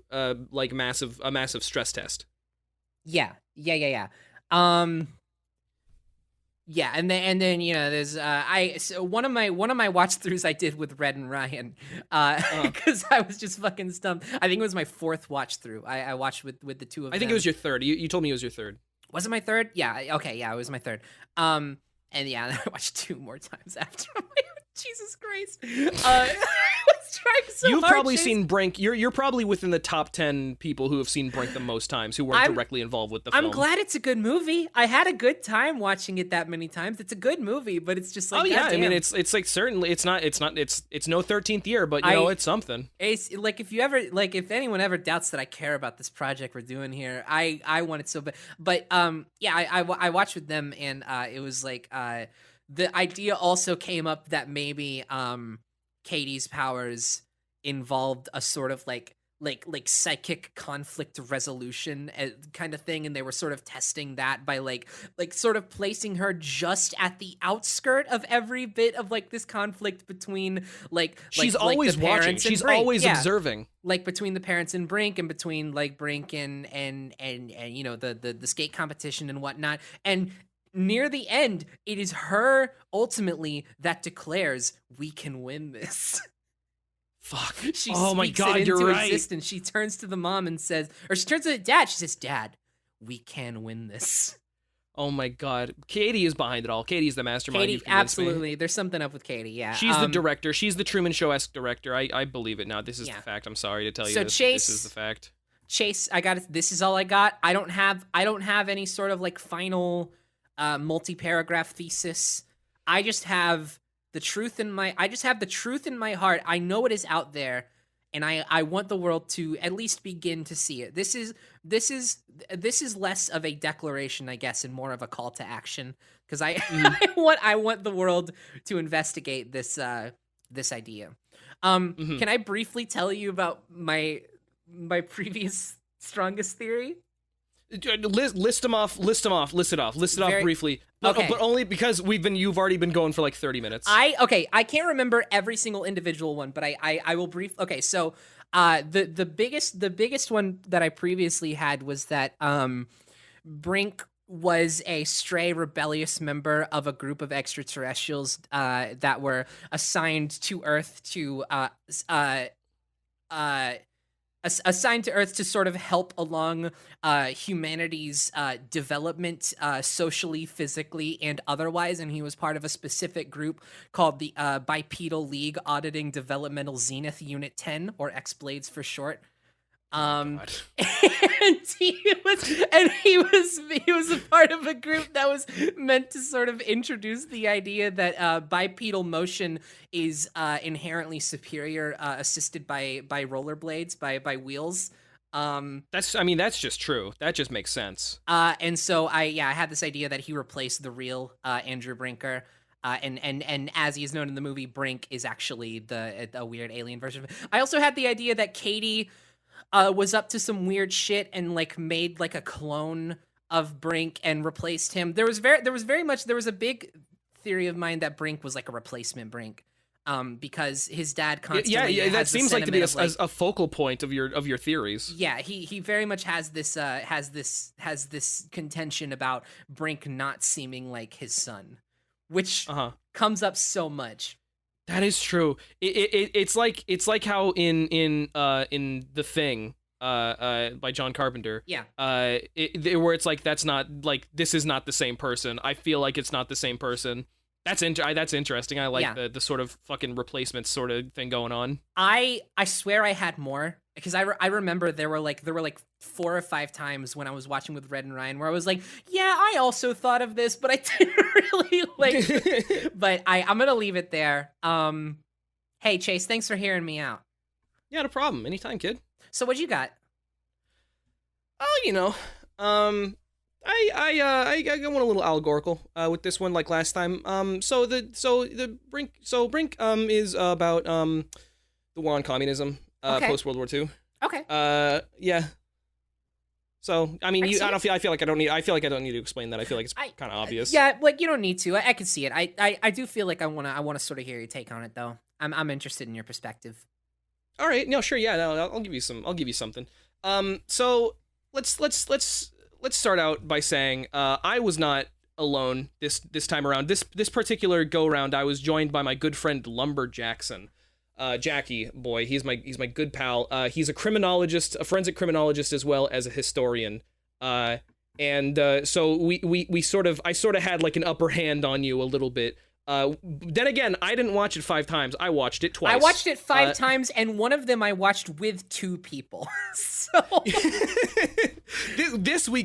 I had it rough with Brink. Here's the thing: is that I work forward. I work backwards. I start out with a premise, and then I figure out where things match up. Right. And this time, oh boy, oh baby, I've got a freaking timeline. I'm excited. Go for it. So. In 1941, the United States joined World War II, very late into the war. This can be seen in the very first scene where Brink shows up late to skating with his friends, inline skating. So you can already see Brink represents, let's start out with a lot of things. Brink represents quite a few concepts. Okay. He represents Truman. He represents America in some ways. He represents Vietnam soldiers. He represents Czechoslovakia. Brink is an overlapping stand-in for those affected by the war on communism in different ways, okay? I'm for it. Gabriella represents women integration into the workforce. The red hat and overalls in the first few scenes is reminiscent of Rosie the Riveter, a famous caricature of a woman wearing a bandana, holding up a wrench saying, "We can do it." No, she's not. She's just holding up her fist saying, "We can do it." This is, of course, a World War II imagery, which, by the way, it shows up in the movie. It's literally in their house. Really? Would you like to see? Yeah, absolutely. Hanging over them in multiple scenes. There is a picture of Rosie the Riveter on the wall in their kitchen.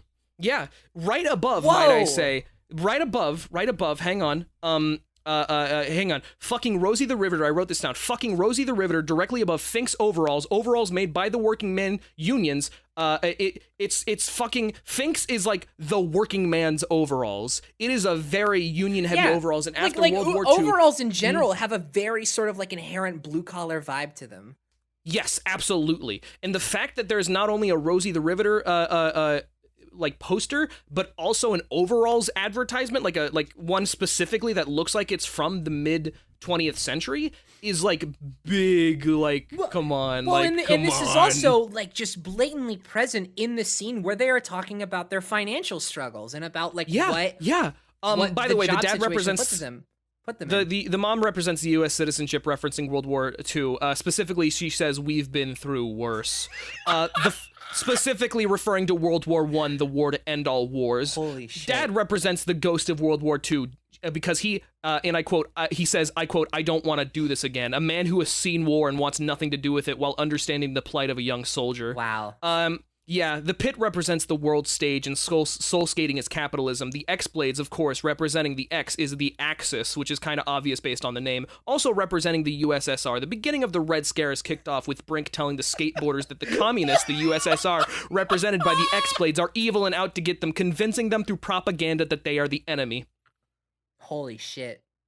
The obviously the world stage, it's the all-seeing eye is on the main vert ramp. Obviously, it's the world is watching, but this is also represented by the cameraman who is taking pictures of the inline skaters.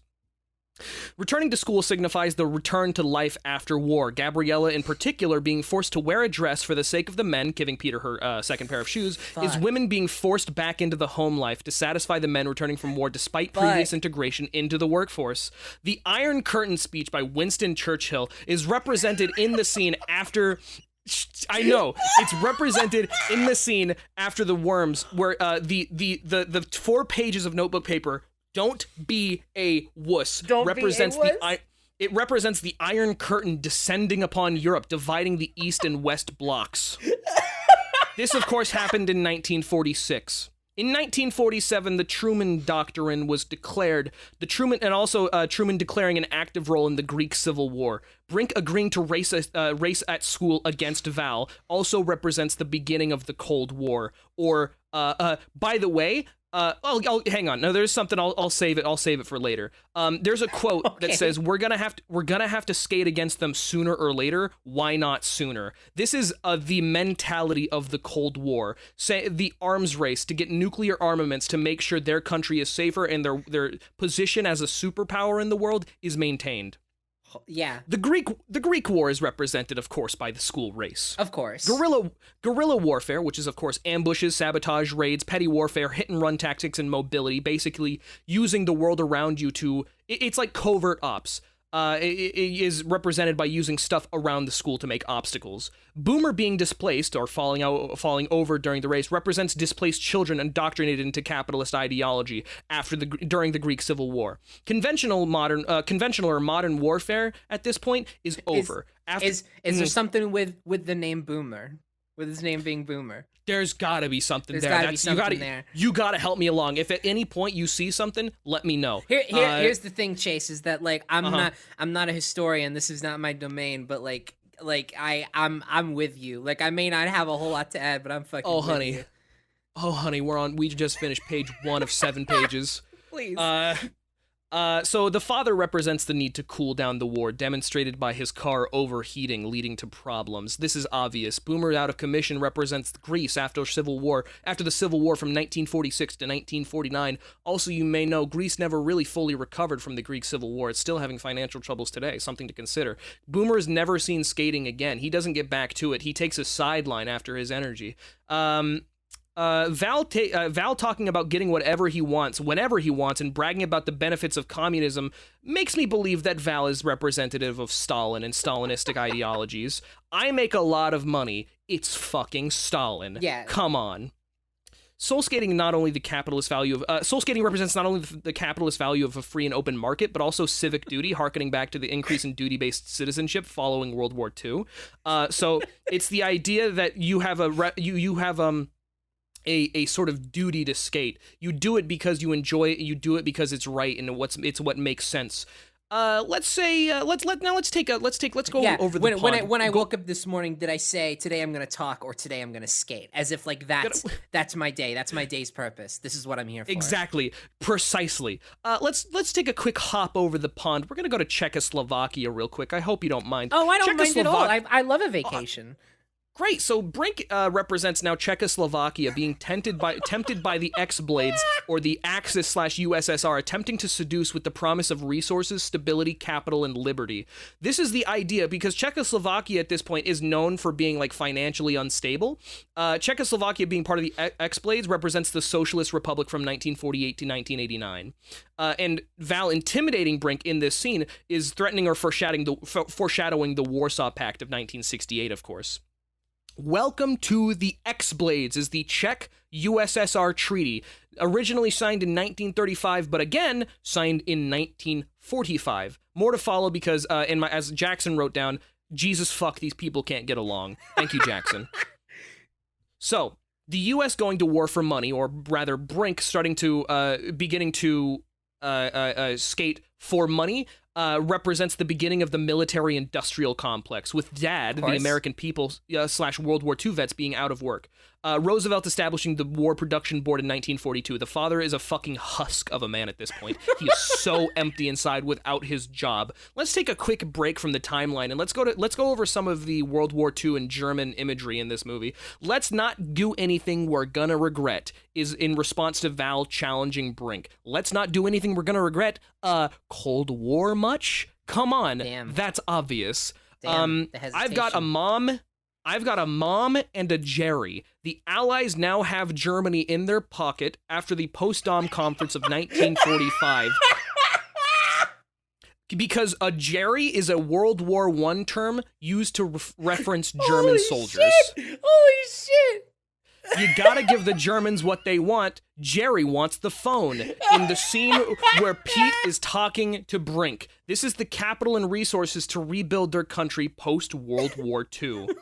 She's gonna have a smile like Picasso when the parents are talking about revoking money for their sisters, for Katie specifically dental needs. Her sister represents growing tension in Vietnam? Question mark? Picasso died in 1973 when the Viet Cong ceasefire happened. Whoa. Yeah, there's a lot of hot dogs and bratwursts, which, hey, that's German food, baby. Are you familiar with the bombs over specifically Europe in World War II? Why don't you tell me about them, Chase? Well, there was screaming and yelling, and then hugging and crying. Represents the V-Day victory picture of the soldier coming home from Germany and kissing the woman in the streets. There was sitting and staring, really driving home the 1,000-yard stare, representative of PTSD faced by shell-shocked veterans. Peter represents England. Mom was hiding in the next room, represents the bombings of London bunkers. England faced a much greater toll in World War II than the U.S., the Blitz of 1940 to 1941. There's a lot of German and World War II allusions in this particular movie. I hope I've illustrated them. Let's get back to the timeline, okay? You definitely have. Yeah, absolutely. Keep going. So, U.S. people against war with the USSR is the father against skating with the X-Blades. He's seen what war can do to people. He doesn't want to go back. He, if you recall, is a World War II veteran. The Soul Skaters missing Brink is the United States missing their key component of war, leadership and a cause necessary to unite the people. When the United States isn't at war, it can be disbanded. That's the easiest way for people for the government to take control of the people when they have a common enemy to fight. Hence the Red Scare of the 20th century. Right. Do you think I'm a jerk scene? Which is the scene where Val comes in and intimidates Czechoslovakia, is the threat of the looming invasion of the Warsaw Pact. The X-Blades have sympathy for the Czech Republic, which represents Poland, Bulgaria, East Germany, and Hungary, the other countries under control of the USSR. Brink, the Czech Republic, or rather Czechoslovakia at this point, the Czech Republic had not yet been formed, represents having troubles with mostly financial issues represented in his inability to juggle school, work, practice, and foreshadowing the country's eventual split. If you recall, Czechoslovakia is no longer a singular country. It was split in, I think, 1993, right. Which, by the way, was not that long before this movie was made, which is why I feel like it's so contentious. Brink pretended to be sick. Do you remember this? I do remember this. Yeah, the spray That's because he's a bottle. communist. That's because he's a communist in hiding. Oh shit! Brink represents Soviet spies in the scene, deceiving his fellow capitalist. McCarthyism, practice of making accusation of subversion or treason without proper regard for evidence. So I think we all know. I think at this point we know that the Invitational is the Warsaw Invasion of August 1968 to September 1968. Obviously, written on the walls. It's written on the walls. Everybody knows it at this point. It's obvious. Yada, yada, yada. The Invitational. So nobody cares for Brink anymore. At all. Nobody cares for Brink. Gabriella is the U.S. population crippled by war. The Allies are disgusted with his actions. Val, the USSR, finally sees the U.S. as a threat, and his ally. And after this allyship, Brink threatens to take power away from Val. This is Val taking action against the U.S. This is the 1960s, excuse me, and 1970s, maybe alluding to the space race here, and specifically JFK. Okay, so the father talking about skating and enjoying it, and Brink saying he never wanted any of this, is, this is, like, fucking shot for shot, like, legitimately. If you took out skating and replaced it with war, this would be literally a 1-to-1 scene of a World War II veteran talking to a Vietnam War veteran. Yeah. Brink specifically going down the downhill jam, or the downhill practice between Gabriella and Brink, represents the Vietnam War. That is specifically because of the blatant guerrilla warfare tactics of you said that earlier. Val. Yeah, of Val throwing the gravel onto the ground. This happens in 1955 to 1975, which was the same year, by the way, as the Warsaw Pact, as we were just talked about, the Invitational. That was 1955. So here's the fucked up part. This is so fucked up. Okay.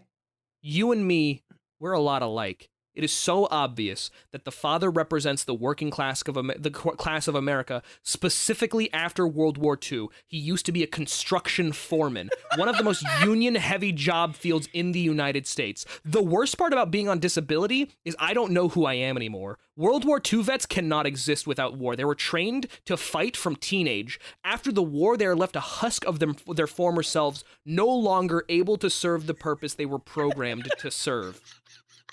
Also, you know what happens in the timeline in 1963? What happens? Do you know? The JFK assassination. Do you know how this scene starts? The father looking at the son from a grassy knoll with a convertible in the shot.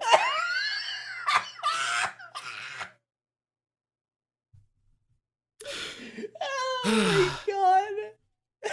Let's take another quick break to look at some imagery and illusions. Oh, please. So the worm sandwich represents the ploy to kill Fidel Castro by replacing his cigars with poison. Okay.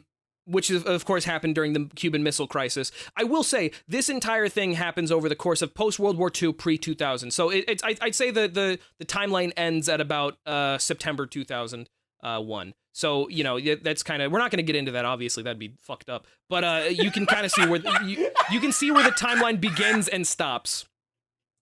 You keep an eye on your sister, right? Keeping an eye out for communist hotspots. Let's see. First you're doing something you love, then you're just doing it for the money, and eventually you're a sellout. That's capitalism, baby. This is a free country. We can be here if we want. The Germans were expelled from the Czechoslovakia post World War II. Lots of de-escalation in this movie. Cut it out. Val holds back one of his cronies. For example, on the bleacher scene or the concrete steps scene, there's a lot of de-escalation because it's World War II. After Peter falls, if you want to get something right, if you want to get something done, do it right. Don't fall. American work mentality, bootstraps. Pull yourself up by your bootstraps. Just do it right. Hey, I've got some advice for you. Skate better. Hiding the gear represents hiding communist propaganda when he first gets his X-Blade sponsorship. There's allusions to the fucking Korean War. He's got a big guy, Korean, I think. Diversions, pointing the gun elsewhere. No, wait, Native American. Lady Liberty is the mother, supporting the overworked son, representative of the U.S. ideal of pulling yourself up by your bootstraps and working yourself to the bone. Val saying, go back to Mexico when Gabrielle is from Peru. Stalin, not caring about the geological spread of communism as much as he does about his influence. The Illuminati imagery in the pit, the Right. Eye of Providence on one of the vert ramps. It all starts at the pit.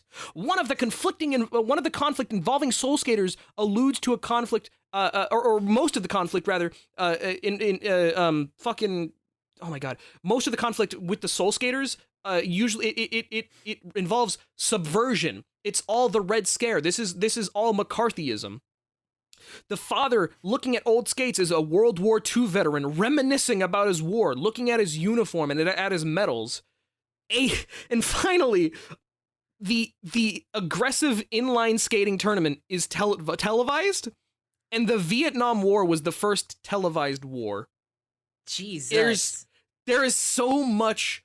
There are so many allusions to things. It's all about war, baby. It's all about the military-industrial complex.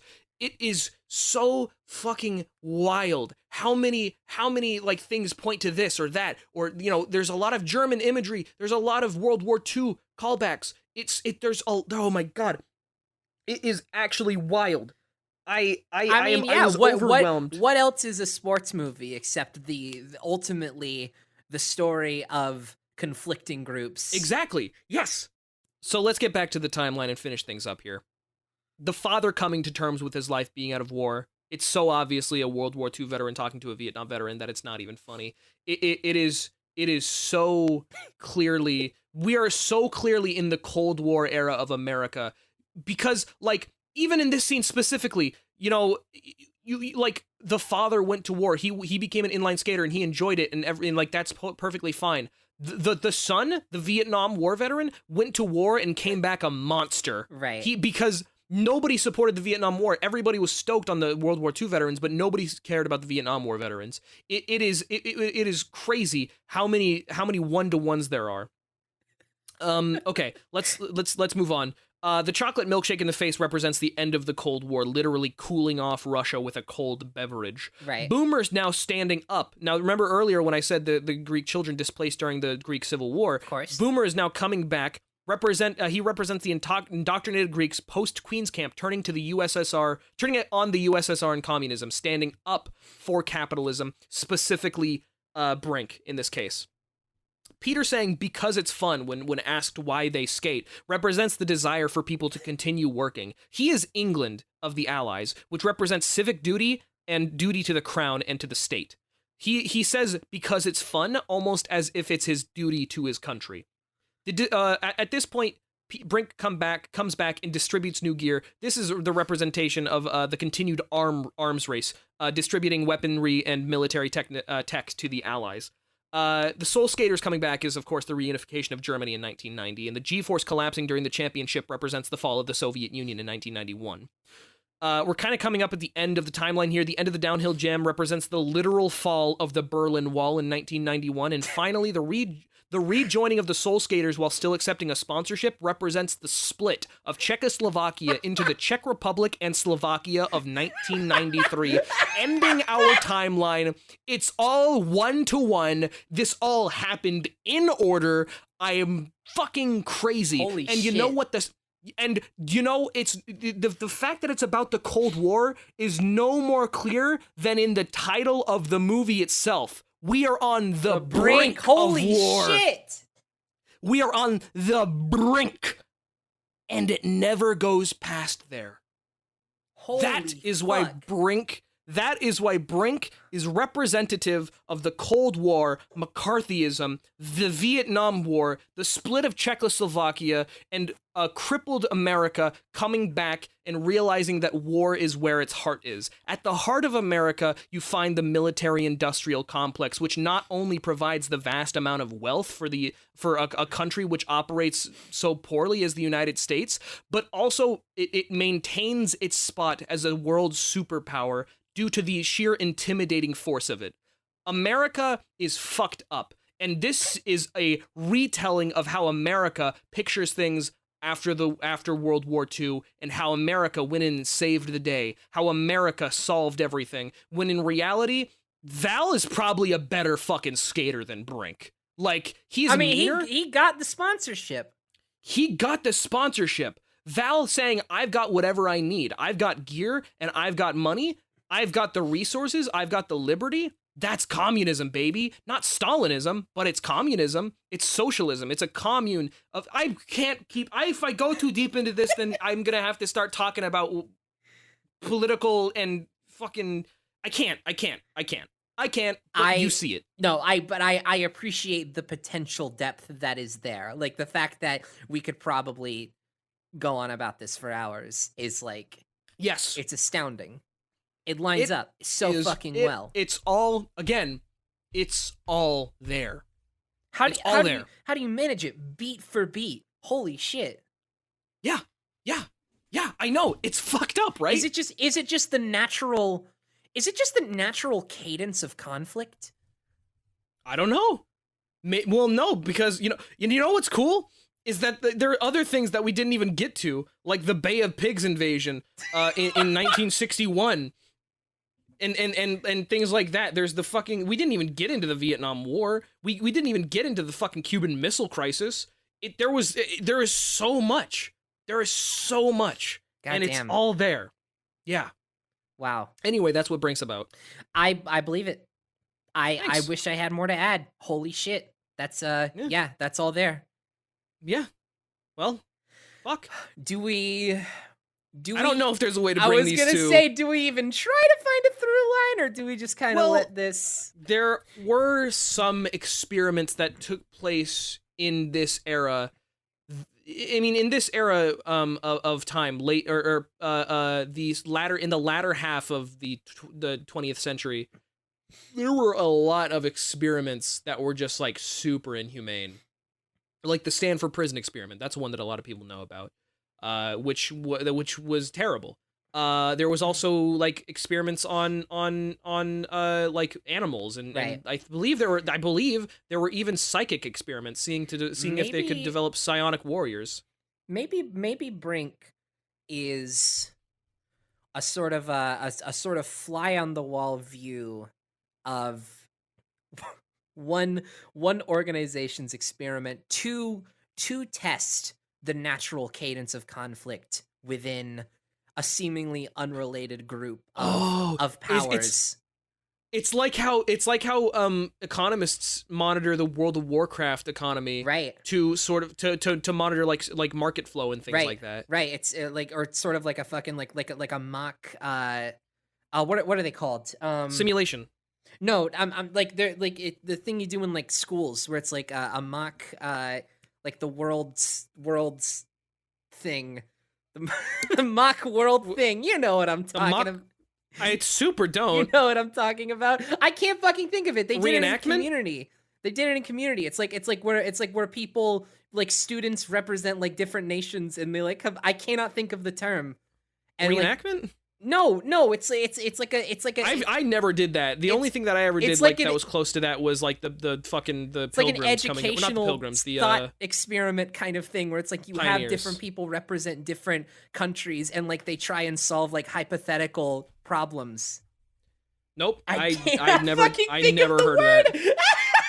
No, I'm so sorry myself. to tell you. It's essentially it is a simulation. It is a hypothetical. Except in this case, it is inhumane, completely, entirely unethical. They are Truman showing this shit, and yeah, they are studying the natural cadence of conflict within different powers and different groups of powers. I still definitely think that Katie is probably like a general in that case. If this is like a simulation where it's like, if there is a single real person that isn't like an AI simulating something, then Katie is definitely the real person. And here's the thing, Chase, is that in this scenario, if this is the case with the film Brink, if this is what we're getting, unfortunately, I believe Katie is probably just as excited as you to discover these parallels. You're probably exactly right. There is a sort of like twisted delight that I got every time I was like, oh, this represents a war crime. Yes. I mean, Chase, it's delightful is the problem. Like, I don't blame you. Yeah, it's the fact that it worked out so perfectly is really what made me very excited about this particular theory. And I'm glad, because I feel like I kind of rendered you speechless in the same way in the first episode you rendered me speechless. Oh, no, absolutely. Model you in! That's what I was fucking thinking of. I've never heard of Model that. United Nations. Never heard of that once in my life. Look it up, baby. Don't ever call me a baby, but thank you for joining us today on Mount gaga, Molehill, bitch. episode 2. Goo goo gob gob bib.